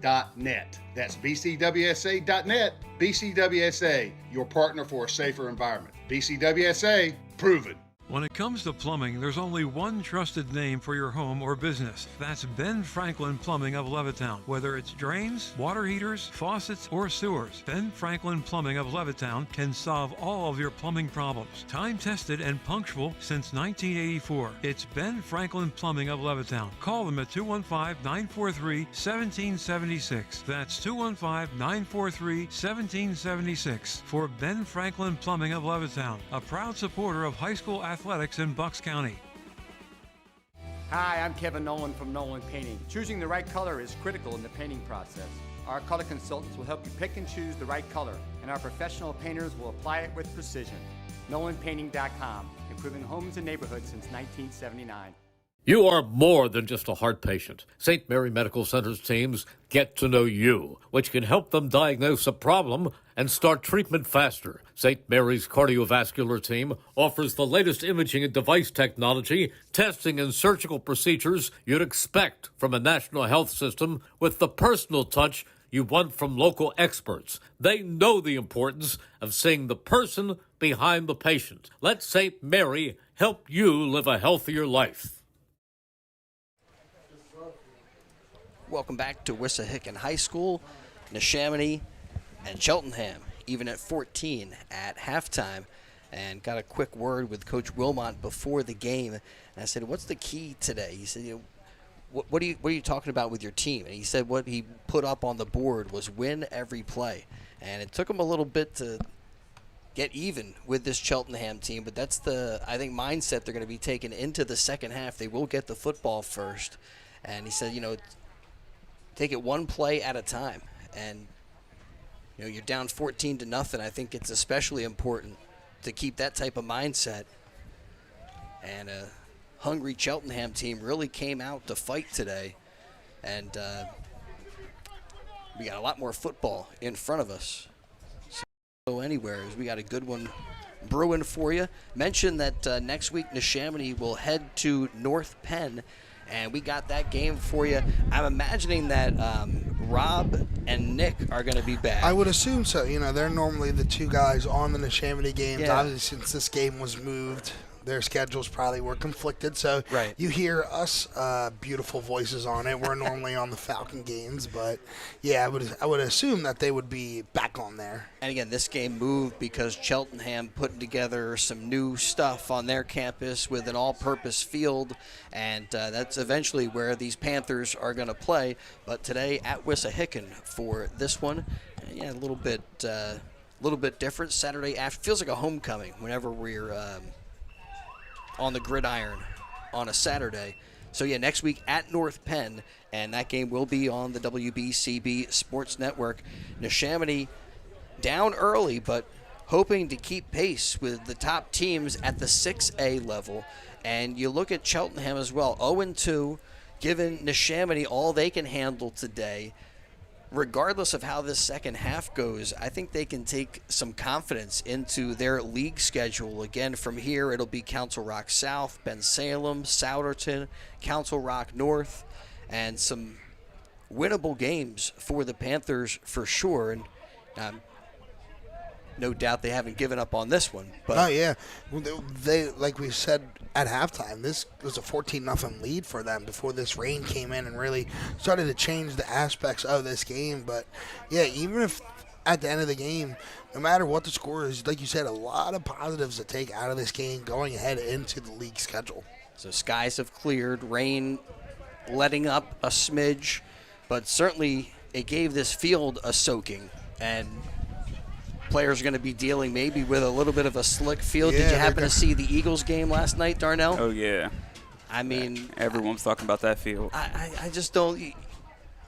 Great to have a game in Brazil and expand the brand and all that stuff, but can't we have some turf that these players can feel confident in? I think there were more slips last night than in that Eagles Super Bowl, Gus. 100%. You could even tell because the commentators started bringing it up. They were joking around. Every time somebody was slipped, they would laugh and be like, oh, shocker, somebody slipped. It was that bad. It felt like every single play, somebody was losing their footing. Well, hopefully we don't see guys slipping around on this surface in the second half. And we got a good one going, 14-14. And you look back at that strike as Eckert throws the backwards pass to Sassano. He goes downfield, and that was the same kind of magic that they had in their overtime win against Emmaus when they threw into the end zone, but it wasn't the quarterback who threw into the end zone in that first game of the year. And same kind of deal on this one as Chris Long with kind of a diving reception at the end, but you saw the Panthers really bit on that play, and Neshaminy capitalizing, getting that downfield. Yeah. That resulting ultimately in a 5-yard touchdown run for the Skins. they had to go deep in the playbook here against this Cheltenham team. Probably flip a couple pages deep. Yeah, I think so. Today's game on BCB brought to you by Lower Bucks Hospital. Watch the Coaches Roundtable Show. Video streamed every Wednesday night at 7 from Sandy's Beef and Ale. That's brought to you by Lower Bucks Hospital. Since 1954, Lower Bucks Hospital supporting the youth of our community. Don't forget, you missed today's action. Read about it in tomorrow's Trentonian. Outstanding local and national sports coverage that you can count on 7 days a week. It's all in the pages of the Trentonian. Both teams getting warmed up and ready to go for the third quarter. And as I mentioned, this whole Neshaminy football journey started for us on WBCB with the preview show at the Irish Rover Station House. And the Irish Rover, that's where to go after the games. They have great food, great Neshaminy atmosphere, and they are right there on South Bellevue Avenue in Langhorne. I still remember they were at the old place on Business Route 1 over there. Yeah, I remember that too. But great spot now right there by the train tracks. Famous prime rib night. That's every Wednesday at the Irish Rover. And they do the prime rib with salad, grilled mashed potatoes, and veggie for just $17.95. Wednesdays are Quizzo nights. Thursdays at the Rover, Killer Burger nights. All your favorite burgers on special, daily and weekend. Dinner and drink specials. Yeah, burger right now. Yeah. Oh, man. 1033 South Bellevue Avenue across from the SEPTA station in Langhorne. All right. Thanks also to the Neshaminy N Club. Mention some of their banner sponsors. Want to add to that list? Ben Cardino Contractors, Capital Health, Gorman Chiropractic, Heart Home Healthcare, Olden Carpet and Flooring, Patient First Urgent Care, Remax Elite, STI Specified Technologies, the First National Bank of Newtown, and Travel Services by Tiffany for all of your travel needs. I need to book a trip with Tiffany. Yeah. That'd be awesome. After the football season, we can all do a cruise. Cruise with Tiffany. Nicastro has it on the tee, got the whistle, and a low little squibber picked up by Barksdale.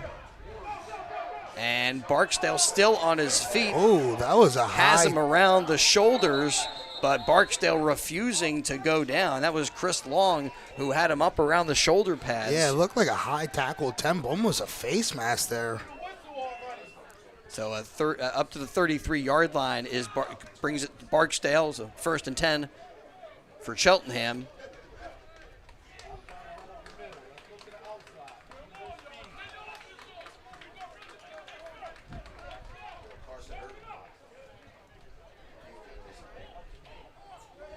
And so now they mark it back, put it at the 41-yard line.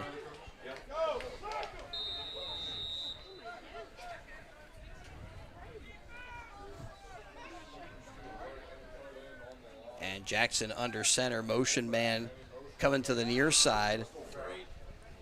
And the give up the gut to Brooks. Brooks cut down by Connor Frederick.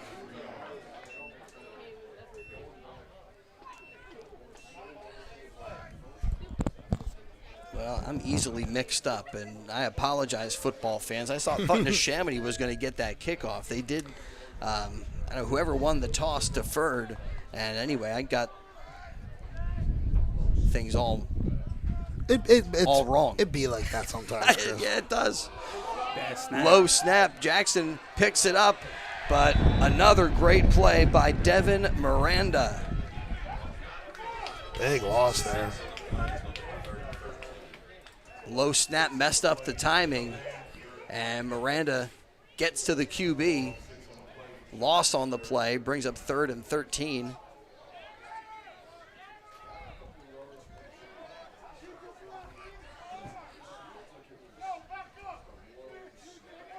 But for Neshaminy, if they can get a stop here, they will get the football early in this third quarter.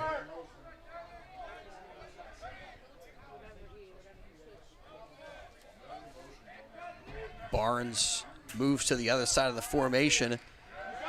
Shotgun to Jackson. Throws, completes it. And it's a Cheltenham first down. As that's Zeke Upchurch with the grab. Yeah, good job by the offensive line, giving him some protection there and able to step into that throw.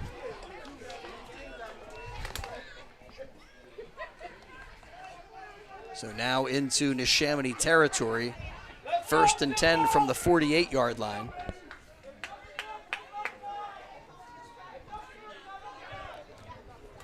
Neshaminy, they've done a pretty good job of containing the run game for Kendall Jackson, but he's making some accurate throws. This time it hands the football off to Jimbo Smith. Smith to the 45, picks up 4. Pick up a 3, 2nd and 7. And the Panthers look like another guy shaken up on the play. So injury timeout. Well, hold on a second. Jimbo Smith bounces back up again, but not putting any weight on that right foot.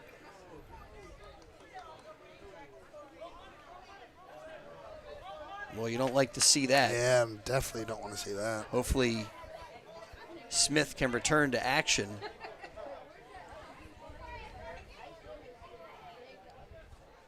We'll try to keep an eye on him. 9:31 and counting in the 3rd quarter. 2nd and 7 for the Panthers.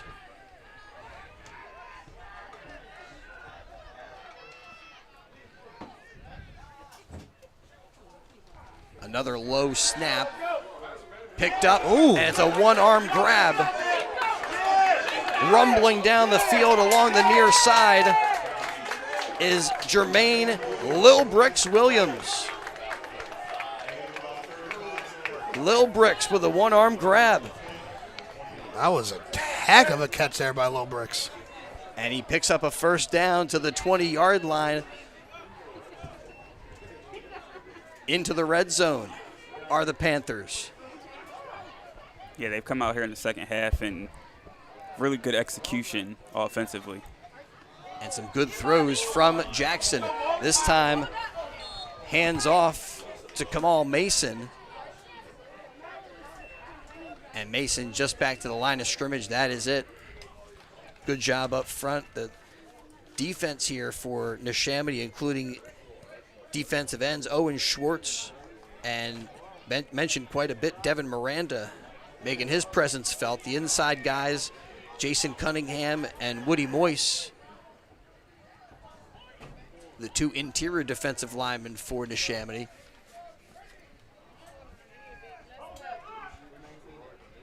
On 2nd and 11, Jackson will again look downfield. It's tipped and caught.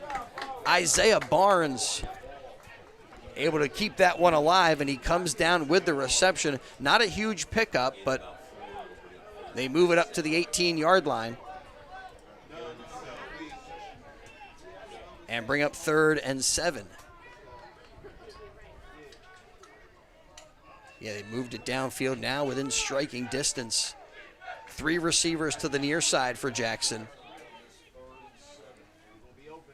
Low snap. And flag. They got a fall right on it. Flag comes out. That's kind of been an issue. You said that a bunch of times this drive, low snaps. False start on the Panthers. So that'll mark them back 5 and make it 3rd and 12. You saw how much in the first half, how false starts, holding, any kind of penalties kind of stalled these drives that got down here in the red zone. Yeah, the margin of difference between these two teams is not that great. So either team that is making those mistakes, it seems like the team that makes the fewest mistakes plays the cleanest brand of football in this second half. Got to come away with a win today.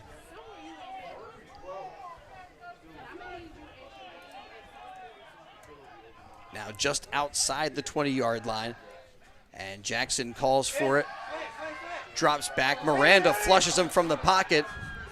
And he'll try to weave through some defenders takes it across the 20 to the 19, picks up 4, and makes it 3rd and 9. Woody Moise with the stop. Are they saying they're saying that was 4th down? Well, that looked like that was 3rd down from the sticks, from the scoreboard, and Cheltenham fans. And I'm so confused. Everybody in this box is confused. Yeah, it was definitely 3rd and long. It was.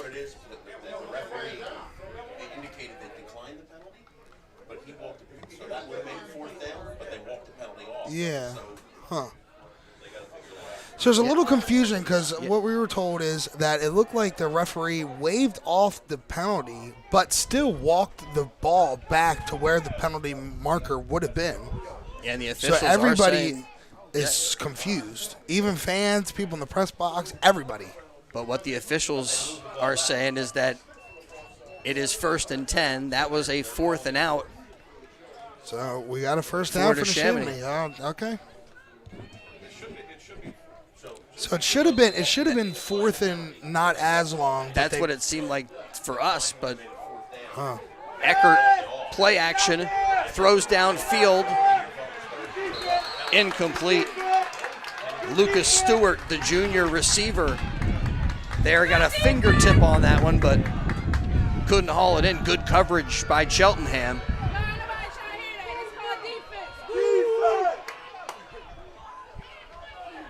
And right now the Cheltenham fans expressing a little bit of displeasure. I mean, that was a very promising situation, and seemed like the sideline was confused about whether it was 3rd down or 4th down. We can be confused up here, but if the sideline is confused and they don't know what they're supposed to be calling, what the situation is, that's just not right. Yeah, no, that was just all in all just a very confusing situation. So 1st down. Nothing doing for Neshaminy. 2nd and 10 now.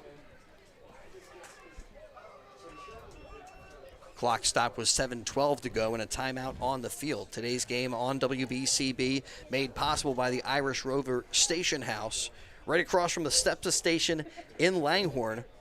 Great food over there at 1033 South Bellevue Avenue in Langhorne. Don't forget you missed the action here on BCB. Read about it in tomorrow's Trentonian. Outstanding local and national sports coverage you can count on 7 days a week. It's all in the Trentonian. And watch the Coaches Roundtable show, video stream live every Wednesday night at 7 from Sandy's Beef and Ale. And that's brought to you by Lower Bucks Hospital. Since 1954, Lower Bucks Hospital has supported the youth of our community. All right, so 2nd and 10. Stewart in motion. And the give goes to Brock Williams, and he breaks it open. A 15-yard pickup to the 35. He's had a couple of runs today that could have easily broken free for big-time touchdowns.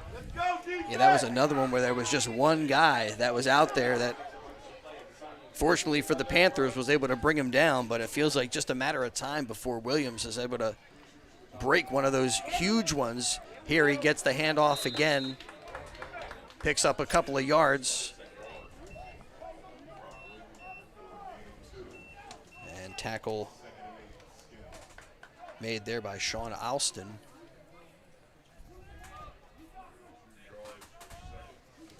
Six and a half to go, 3rd quarter. Well, we'll be talking about that situation here. Looked like Panthers on the move, and what looked like 3rd down was actually 4th down. Here, Eckert flush from the pocket, rolls to the far side. He's running for his life now. He's got to tuck it and go, and he'll step out of bounds. Flag at the 42. And some more laundry on the field. Yellow laundry, to be specific. Flag comes out. Probably this is against Neshaminy. Holding the early call. But a holding on the Panthers. Wow. Defensive holding on Cheltenham. So from where that ball was at, they should yardage should be enough for Neshaminy first down. They get a fresh set with 6:08 to go third quarter. The referees are not helping themselves here in the second half. Not helping themselves, but in this little exchange, helping Neshaminy, it seems like a little bit. I formation, and another flag comes out. This time it looks like a movement for Neshaminy. False start. No, the guy is indicating offside over here. Let's go.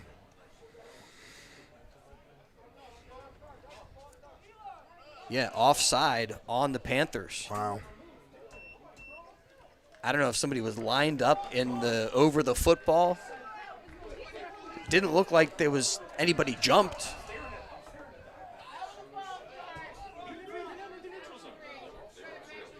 And so now in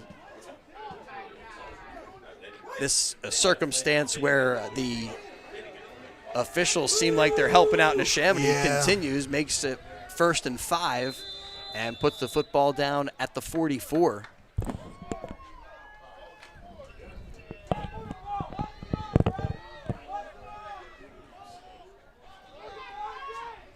Williams, the tailback, gets the handoff, but Eckert had to pin that to his chest. Looked like a little bit of the timing not quite right, and not much of a gain there. Shy of the 40, Neshaminy up to the 41. 2nd and 3 for the Skins.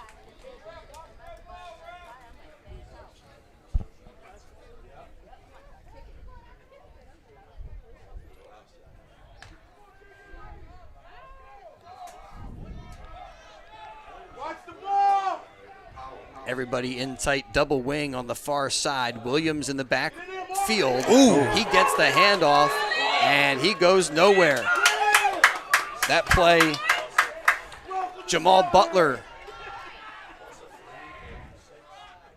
erases that opportunity for Neshaminy.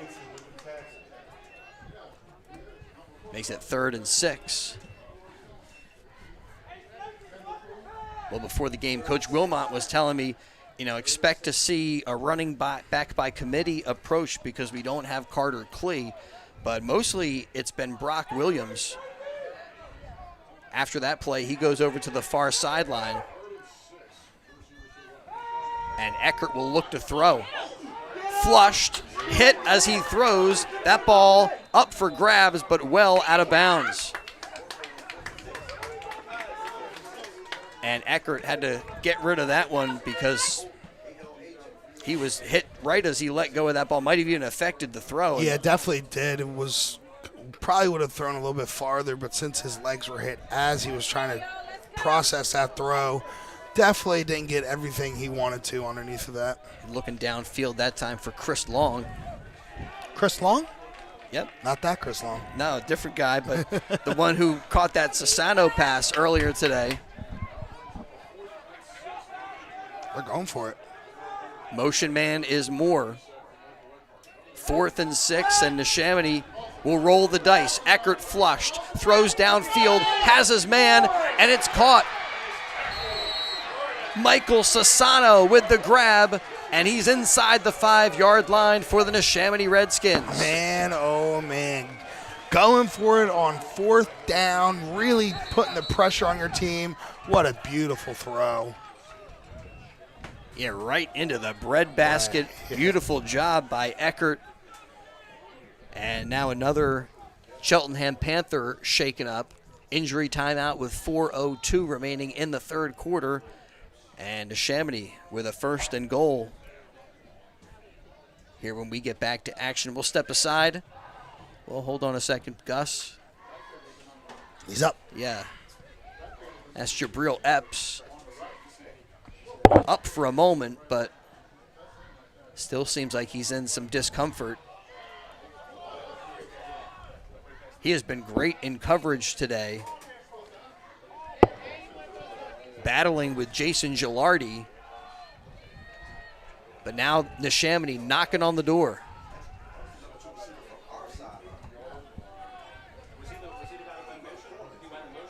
First and goal from the 3. This time Moore, the lone setback. Double wing on this near side, jumbo package in there with some big guys like Jason Cunningham in there to help move the pile. Moore cuts it back, makes a little move, and goes into the end zone for a touchdown, but hold on a second, Neshaminy fans. Flag down on the field. Yeah, I think it's going to be a holding. And this one probably coming back. It is a hold on Neshaminy. So what looked like a score for Nasir Moore is coming back, and it's going to be first and goal from the 13-yard line. Go, Molly.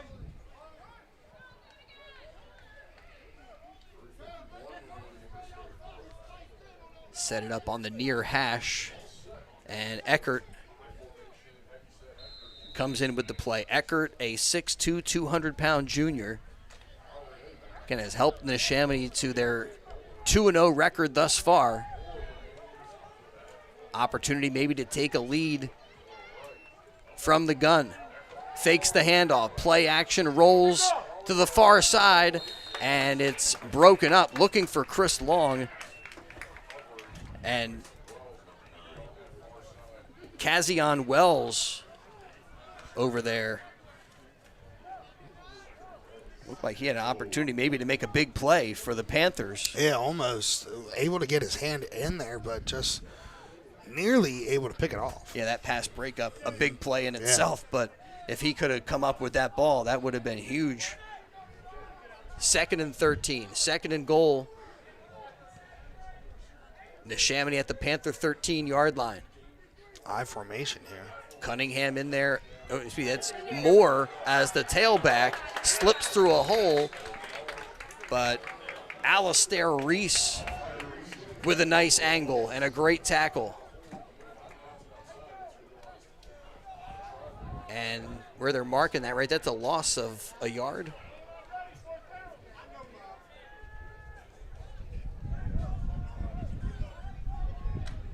No, again, just back to the line of scrimmage. So 3rd and goal from the 13-yard line.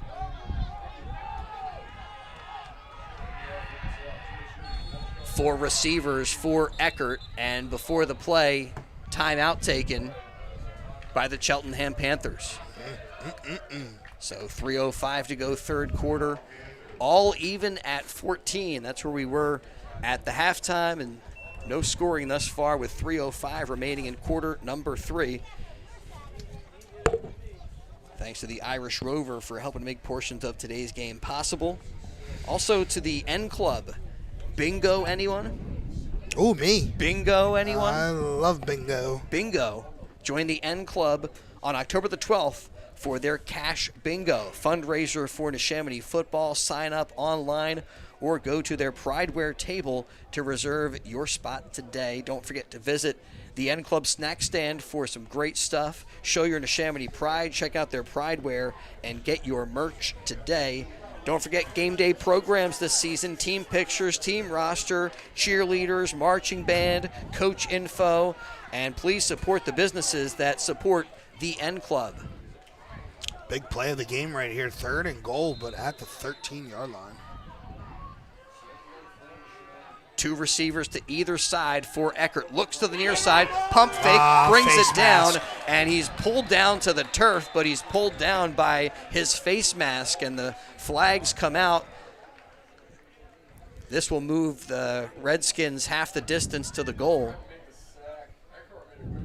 Yeah, you can see that clear as day. As soon as it happened, his head just getting turned sideways. And it is a face mask call against Cheltenham. So that'll move it up to about the 10. And we'll do it again, 3rd and goal.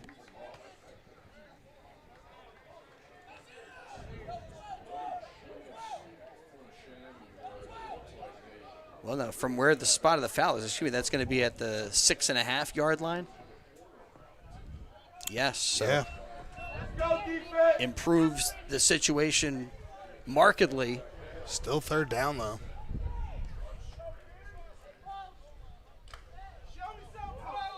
Now this is the kind of spot on the field where, I don't know, maybe you would even bring out into Castro if you don't get it here on 3rd and goal. Connor Frederick moving around in motion. Eckert's got to tuck it and go, and it goes right into the end zone. Touchdown Neshaminy. A 6-yard strike for quarterback Michael Eckert. And it's 20-14. Skins in front of the Cheltenham Panthers. Good job there, looking to pass, but as the pocket was collapsing, just rolling to his right, finding a lane and getting into the end zone for 6. Score comes with 2:41 to go, 3rd quarter. Now to Castro, out of Wilmot's hold. Kick is good. 21-14. As we come back up the field, Neshaminy with their first lead of the afternoon. And some good vision there by their junior quarterback, Michael Eckert. Everybody marked up pretty well, didn't have anywhere to throw the football, but saw that there was a little space there for him to take off. Kind of walks it right in.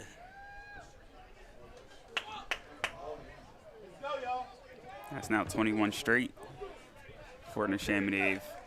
When they got down 14-0, they didn't panic. They didn't, start getting out of their game plan. They stuck with it, and now they have got all the momentum and the lead. Now they got to lean on this defense. Before the game, the coach is talking about how their defensive line has been really productive. We've seen that today from defensive end Devin Miranda.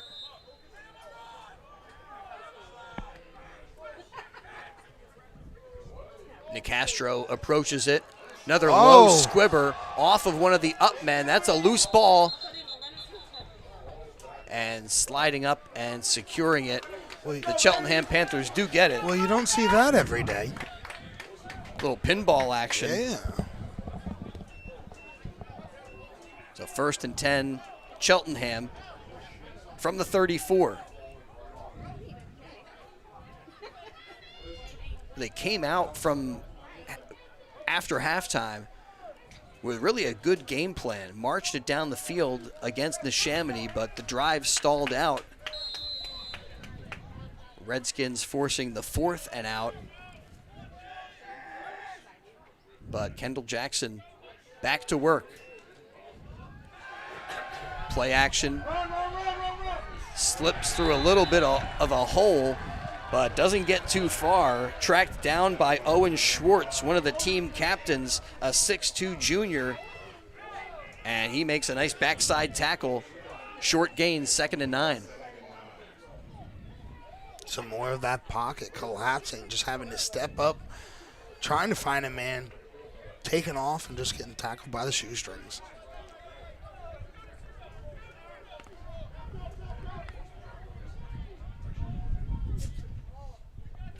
Pro set now, one of the backs coming to the near side. Jackson is flushed, throws the football away, just getting rid of that one. Had just about the entire Neshaminy defensive line in his face. So he will throw that one away to live another day here. 2nd and 9. 4th and 9, excuse me. Yeah, 3rd down. 3rd, 4th, 3rd and 9. Well, last thing you want to do is, after giving up a touchdown, go 3 and out here.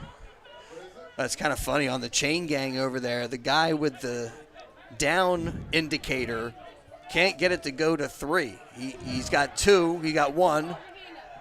That's not good. 4. That's not good. Maybe that's why we were so confused earlier. We're looking for 3. And a false start for Cheltenham.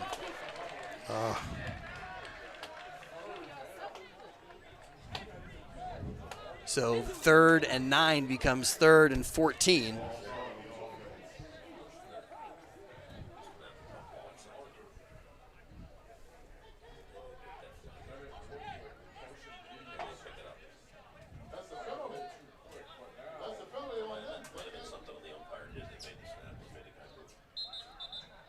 And so now they're going to wave that flag off.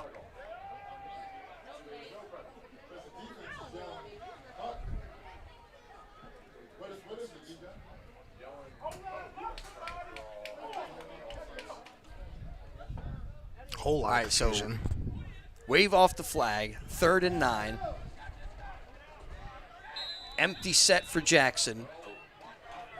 3 receivers to the near side. He's got a little time, trying to work his way in the pocket. Now rolling to the near side, throws against the body, and it's intercepted by Michael Sassano. Not a great decision there.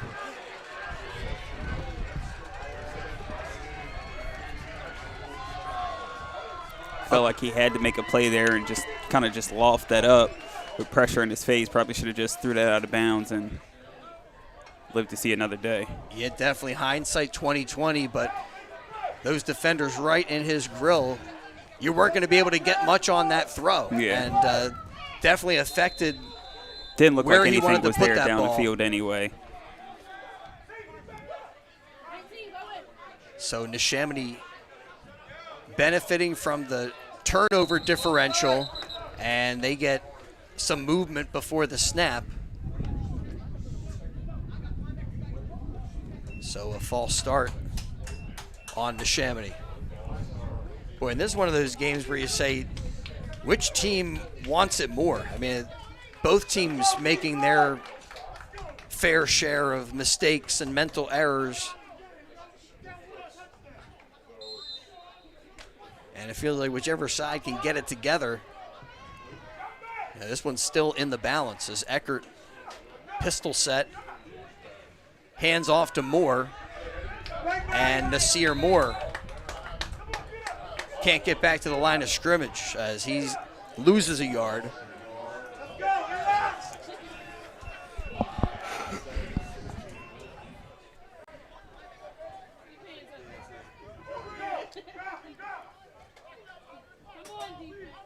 Cheltenham, they've really done a nice job to limit Neshaminy's offensive output today. I mean, some of their big pass plays were that backwards halfback pass, a little razzle-dazzle here. Eckert looks downfield, throws this one up, and it's broken up. Intended for Tom Schopfer, one of the kick return guys. What a defensive play there by the Panthers, number 21 in coverage, just staying with him and able to get his hand in perfectly. Yeah, Kainik Washington. Textbook. It's what they teach you. It's what they teach you. Don't get too early, turn your head around, put that arm in there. Another one that, pretty accurate throw, too, from Eckert. Yeah, he dropped that right in the bucket, and, Washington's able to get his hand in there and break that up. Now this time, a quick pass hitting Stewart on the out route. Crosses the 50 up to the 46-yard line. And brings up a 4th and 6 as we're under a half minute to go in the third quarter. Looks like they're going for it. I'm not sure if they're maybe just letting the time tick down here. Yep. I think they have enough game clock where they can let the remaining seconds in the third quarter just come off the clock. And Neshaminy will go to quarter number 4, up 21-14, and facing a 4th and 6 when we get back to action. Great to have you with us today on WBCB, and we'll return to Wissahickon High School with Neshaminy in front of Cheltenham, 21-14. Your day-to-day life is hectic between having to pick up the kids, make dinner, the countless other tasks that you got to get done. Rob's Automotive and Collision is there to make your life a whole lot easier. Make sure you take advantage of their spacious waiting rooms, the large flat-screen TVs, complimentary coffee and muffins, and free Wi-Fi. So even when you do have to stop, Rob's is there to make you feel right at home. Give Rob's a call today at 215-826-9200 for any of 1490 WBCB Levittown and Trenton, and video stream live at WBCBsports.com. Your home for the best local sports in Bucks and Mercer counties. 4th and 6 for the Neshaminy Redskins with a 7-point advantage over the Cheltenham Panthers. And as Darnell mentioned a little bit ago, 21 unanswered for Neshaminy. Cheltenham jumped out to a 14-point lead. And since then, it's been all Skins. Now from the 46-yard line, they got to get it up to the 40 to keep this drive going, but they're going to kick it away, play a little field position. Nicastro out to let it go from his own 40-yard line. And that's a good kick that goes to the far side of the field, and it goes out of bounds. Wow, I thought it went out of bounds closer to the 20, but officials right there on top of it say generous, at the 25. Yeah, a little generous of a spot, but. So 1st and 10 for the Cheltenham Panthers from their own 25-yard line as we're just back underway in the 4th quarter. Chris Ermer, Gus Barber, Darnell Turner with you. Neshaminy looking to stay unblemished so far with wins over Emmaus and Council Rock North. And Cheltenham looking for their first W of the season, falling to Wilson and CB East in their first 2 weeks of the season.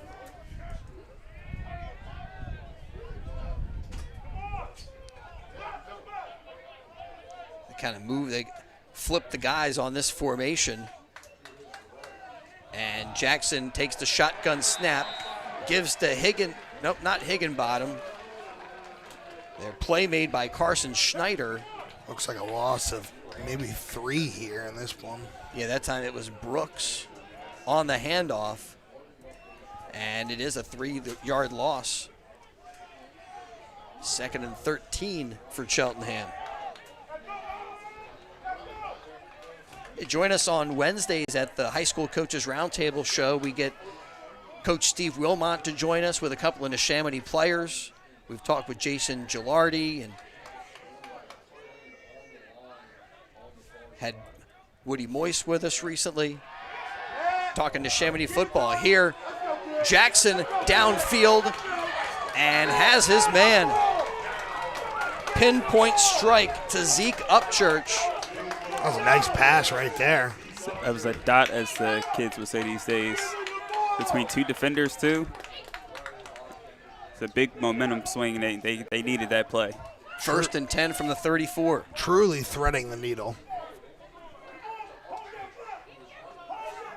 Now 3 receivers to the near side. Jackson gives. Brooks stays up, pushes forward. And finally forward progress stopped. They'll give him the 30-yard line. And another Panther shaken up. An injury timeout on the field comes with 10:34 to go, 4th quarter. Well, and after looked like might be an injury timeout, but Musa Peeler able to get, that's good. Able to get up and walk off, so it's always good to see.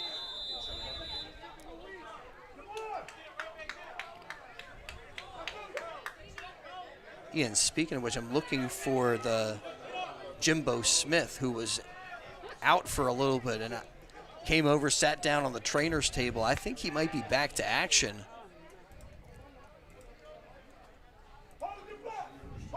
Second and 9. Jackson can't handle the snap. Almost. It's loose, and the Panthers are lucky to hold on to the football. 2nd and 11. This would be 3rd and 11.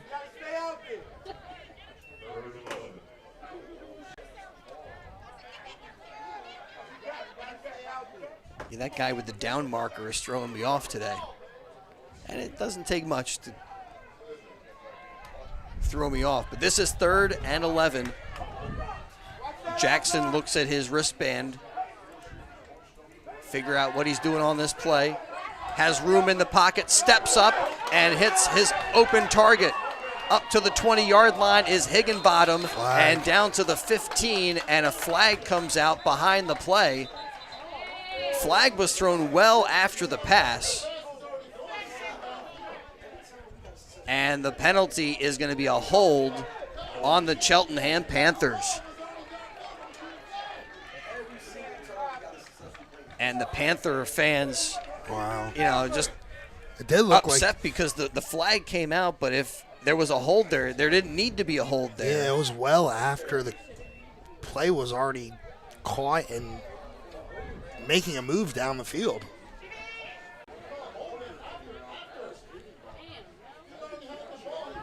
So 3rd and 21 now from the 44. Wow. Big plays.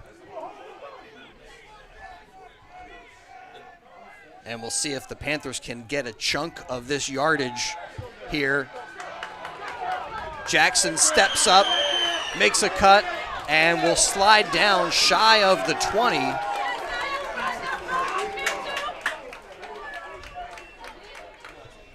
And they put the football down there at the 22-yard line. Now, it looked like they needed to get up to the 20. I mean, officials right away indicated that was a first down. I'll be honest, these officials today, there's been a lot of questionable things going on. And even the way he slid, like where the ball was marked, I thought was a little bit generous. But it is a 1st and 10 for Cheltenham. Ooh, good move. They give, flag comes out. Another flag. Bouncing all around in there was Jaden Walker. And the call, it sounds like it's going to be a face mask from what we're hearing. I know the phrase that you can throw a flag on every play, but these refs are taking it literal.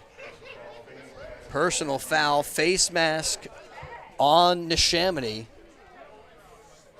Whew, don't go anywhere, folks. 21-14 with under 9 minutes to go. Yeah, with everything that's been going on today, we have a one-score game, Cheltenham behind, and they are driving just near a goal-to-go situation. I think, they're going to have a first down line at the 1, so still able to get a first down. Yeah, from the 11, but inside the red zone, and now Jackson looks over to the near sideline, has the play, and will hand the football off.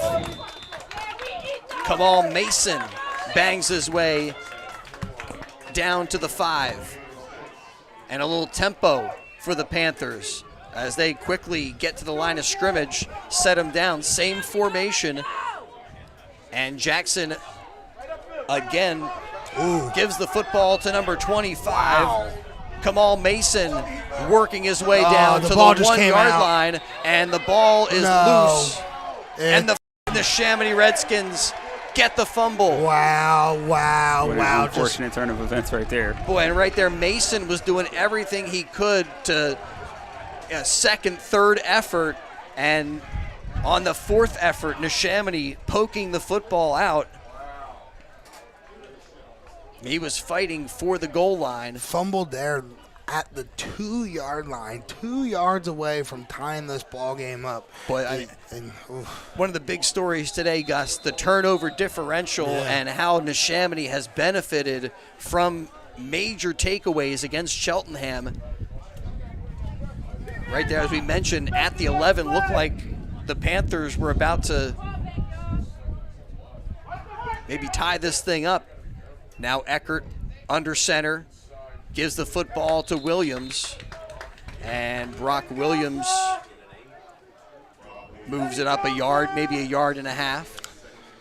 Neshaminy here in the danger zone in the shadow of their own goalpost. Yeah, but they have the benefit of just being able to just run this clock out and take a lot of this chunk of time away. 7.5 left here in the 4th.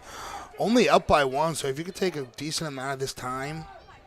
Eckert again gives to Williams. Williams fighting, keeping the legs moving, falls forward up to the 9-yard line. And that'll give Neshaminy a little bit more room to work. Like you said, great job of him keeping his legs moving, even with a defender holding on to him and getting some extra yardage there. He said one guy's not going to take me down. He's going to take 2 or 3 Panther defenders, and now makes this 3rd down more manageable. 3rd and 2. Eckert under center, gives to Williams. Williams running room to the near side of the field, and he's up to the 20-yard line before being pushed out of bounds by Marcel Pugbaya. And that's a Neshaminy 1st down. And now, Gus, to your point about the clock, if you can put together a bunch of 1st downs, you can really command the clock and earn this victory with the football. A little over 6.5 left. You can really start to put this thing away here, only up by 1. I mean, that's a lot to ask for. Neshaminy hasn't been able to do that type of sustained attack, but they have the potential to do it on this drive.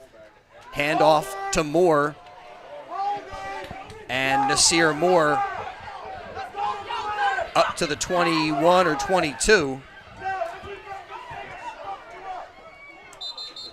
Oh, there was Panther fans disappointed. No flag came out after a little. Yeah, coach is livid. And Mekhi Farrell. There's an Looked altercation. like he was the guy. I think he's the guy shaking up on the play. Yeah, him and a lineman were going at it. And I would say, as much as the officials could be criticized here, I thought that was just playing to the whistle. Yeah, it didn't look like anything malicious there. Obviously, you don't want to see anyone get hurt. 6:24 to go, 4th quarter. 2nd and 9 for Neshaminy, and the officials are getting an earful from Coach Gore and the Cheltenham sideline, and they certainly have a case to be made. Yeah, I didn't get to really see everything. I was looking at the clock and everything like that, but... And I think more the case about just the complexion of this whole second half of play. Play action. They throw to Connor Frederick, who makes the grab, and he's upended at the 30. That's a 9-yard pickup. Tackle made by Jabril Epps.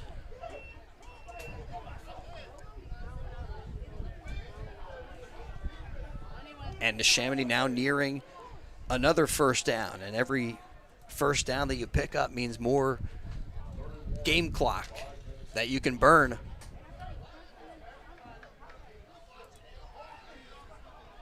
Sassano split here to the near side. I formation in the backfield. Handoff to Moore. And Nasir Moore tries to spin out of a tackle, but he can't get away from A.J. Gordon. And it brings up 4th and about 1.5 yards. And it looks like Neshaminy's going to keep the offense out there. So this could be the biggest play of the game. If yeah, now as you say that, Coach Wilmot says, you know what? Let's have Nick Castro just kick one. Very risky decision there with just under 5 minutes left. We got substitutions. Looks like somebody trying to get off late for Cheltenham. Okay, they're able to get off. They get their personnel. A low snap to Nicastro, picks it up. Oh, no. End over end kick, but it's a shorty. Goes off to the side of the field and skips out of bounds at the 42-yard line. And I'll actually say the 40-yard line is where the Panthers will take over, 1st and 10. Yeah, and definitely not the sequence you wanted if you're Neshaminy.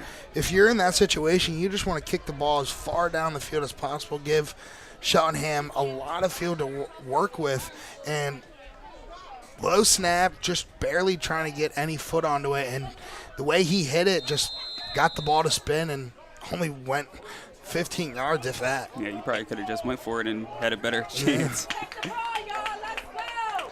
So now 1st and 10, 4.5 to go. And the Panthers get it going. Kendall Jackson with a running back on his right. That's Brooks. Hands the football off to Brooks. Brooks brought down by Luke Howell, one of the outside linebackers for Neshaminy. But a pickup of 3, 2nd and 7. Football at the Neshaminy 38-yard line.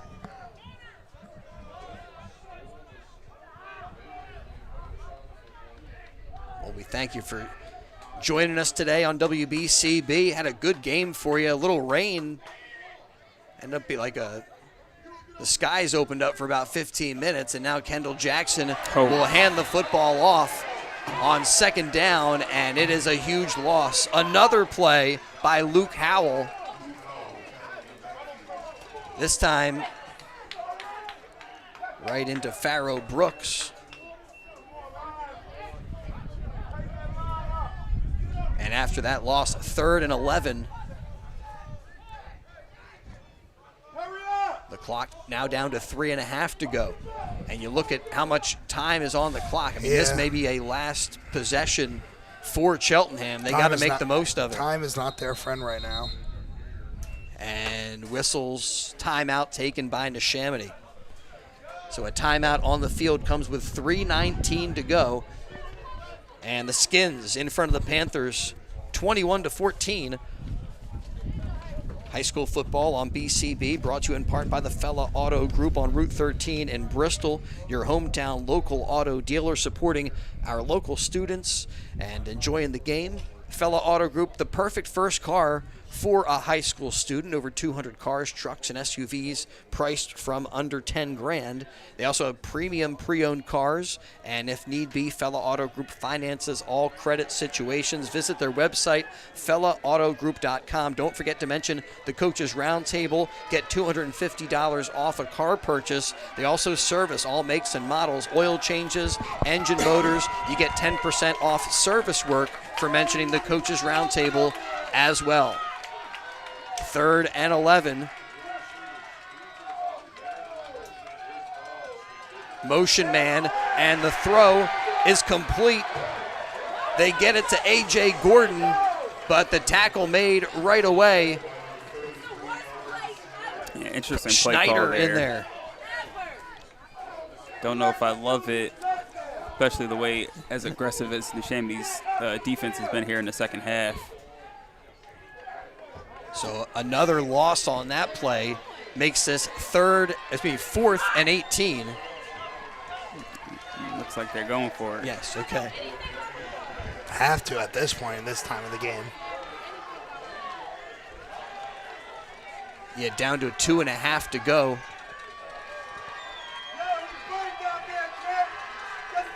Fourth and long for the Panthers. Jackson moving around and steps up through one tackler and then finally brought down, sacked on the play by Jason Cunningham. Devin Miranda was also near the QB, but it's Cunningham who gets the big sack. And Neshaminy gets the ball back with 2:19 to go. And now they can just salt this one away with a little ground attack, and maybe you just need one first down.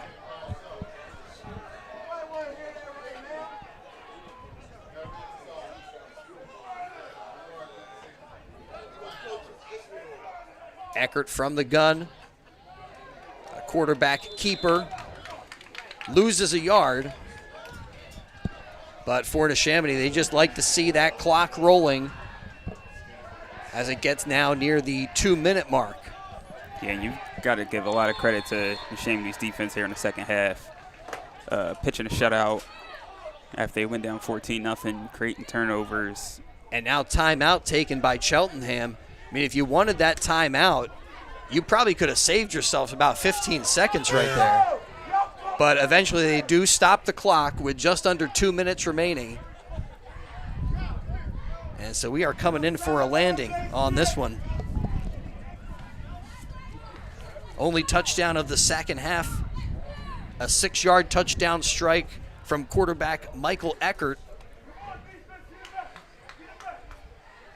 And right now that is the difference in the game. Cheltenham got going. They put the first 2 scores up on the board. Neshaminy matching them to give us a 14-14 score at halftime.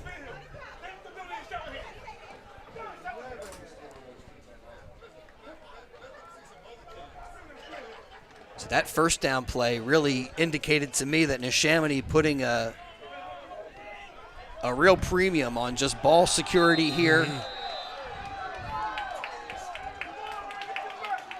As they get back to the line of scrimmage, and Eckert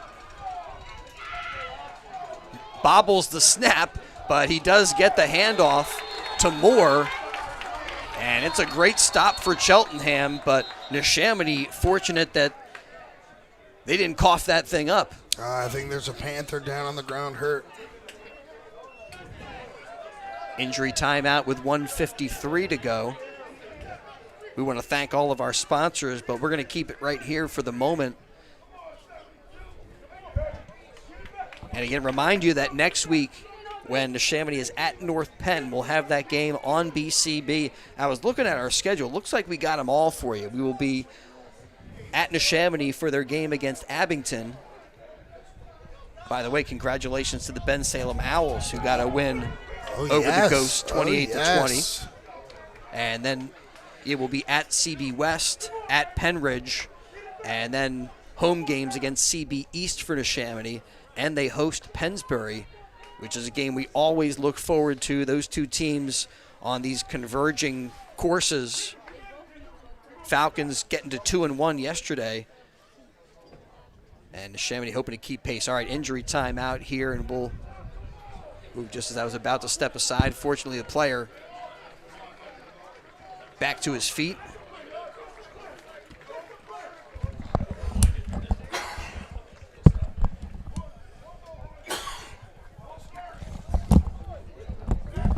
Eli Burnley, the guy who was slow to get up, and needs a little help to get off the field with under 2 minutes to go. Neshaminy pushed back on their first two plays to face a 3rd and 17. Still time here for the Panthers. And job number one for them is to come up with a stop on 3rd and long. Neshaminy here, they just look like they're getting set to run with those backs in the eye. And Cheltenham will take another timeout with 1:45 to go. And the clock management seems less than ideal for Cheltenham in this fourth quarter scenario.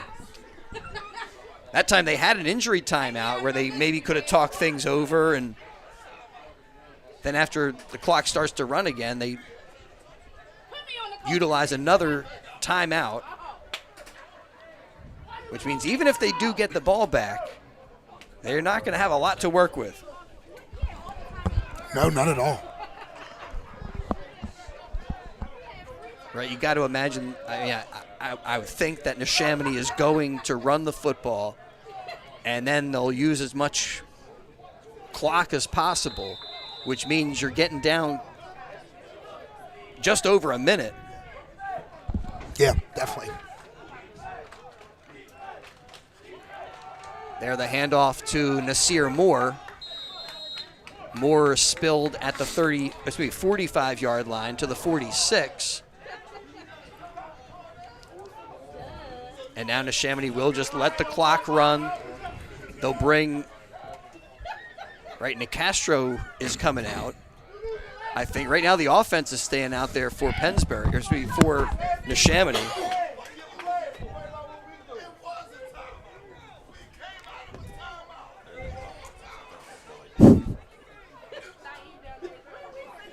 And right now Neshaminy just waiting for the judge to give them the indication for the last moment that they could call a timeout. And they do take timeout with 55 seconds, it looked like, and I think they're going to readjust the clock. Also, there was a flag thrown on the far side of the field.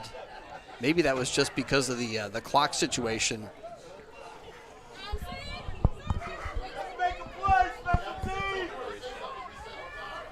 All right, Neshaminy has had their issues with the long snap and the punting, so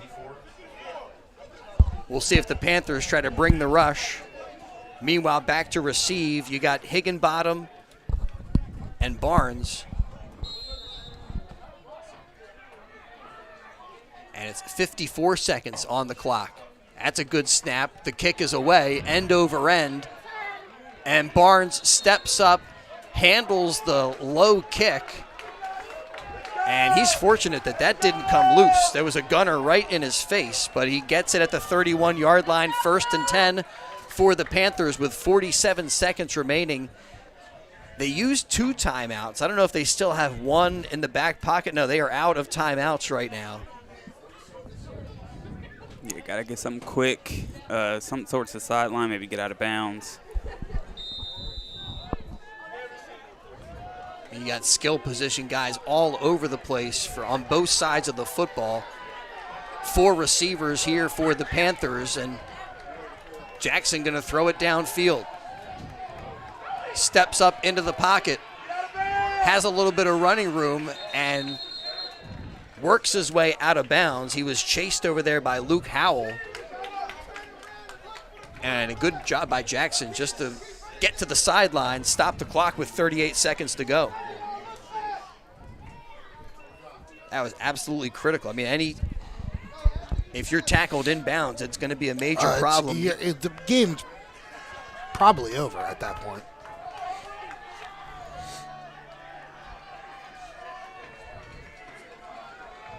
Again, same kind of formation. Jackson with his palms skyward, seems like he's not sure of what's going on.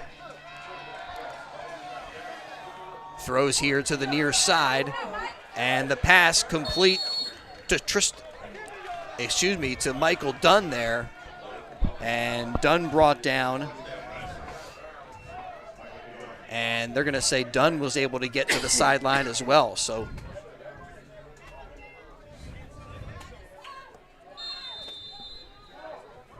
the clock stopped with 28.8 remaining.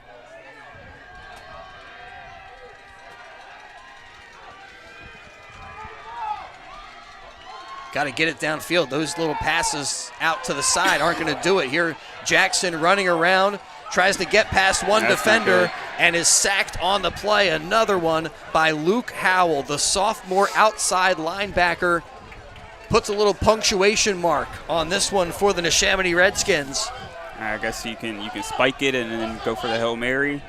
And you can't spike it, though, from the gun. So Jackson will drop back, weave around. That time expires. He throws downfield, has a man, and the pass is broken up. Incomplete, and that's the ball game. Play made there by John Doherty. And Neshaminy getting a 21-14 win over Cheltenham to go to 3-0 on the season and keep pace with the likes of North Penn, Downingtown West, and CB South at the PIAA 6A level in District 1. Big win, a come-from-behind victory for the Redskins. I don't know, who's our player of the game? We got a lot of guys to choose from. Michael Eckert had a great game at quarterback with a rushing TD, and then I guess the throwing TD was from Michael Sassano. Yeah, you got a tough decision for yourself, Chris. Well, it is a huge win for Neshaminy and a team win. Initially, team kind of making some mistakes and able to stick together and do what's necessary with the only score in the second half. And they get the 21-14 victory. Today's game on WBCB brought to you by BCWSA, St. Mary Medical Center, Rob's Automotive and Collision, the Revere Restaurant, Ben Franklin Plumbing of Levittown, Team Toyota, Nolan Painting, Sandy's Beef and Ale, the N Club, the Humeville Inn, Friends of Joe Hogan, thanks to the Irish Rover Station House, the Trentonian, Lower Bucks Hospital, and Fella Auto Group. So Neshaminy staying perfect, 3-0 so far. They'll move on to face the Knights of North Penn. That will be a difficult challenge for them, and we'll have that game for you. We'll hit the road next week for BCB Sports. And for Cheltenham, they'll take on a team that's familiar to us. The Council Rock South Golden Hawks are their next opponent as they work into the SOL Continental part of their season. So this wraps up the pre-league portion of the 2024 high school football season, and Neshaminy carrying a bunch of momentum into next week's game, and that is a huge game. North Penn 3-0, Neshaminy 3-0. You look at the playoff implications, the potential league title implications that are there. Can't wait for that one, and we'll have it for you on WBCB. Thanks to our crew, Darnell Turner behind the camera, helping with the call of the game. Gus the Bus Barber helping with the call and doing our video engineering. What's going on, Gus? Michigan getting slaughtered? Oh, they got destroyed, okay. Yeah. Well, I don't know why. That gives me some cruel sense of delight. Yeah, it's okay. A lot of people do for me. It's all right. We're still the reigning, defending national champions. All right, you had to go there, didn't you? Yep. All right, thanks for everybody for being with us tonight. Thanks to the N Club for all their support of Neshaminy football. One final time here from Wissahickon High School. It was the Neshaminy Redskins 21 and the Cheltenham Panthers 14. Thanks for checking out some high school football on the WBCB Sports Network.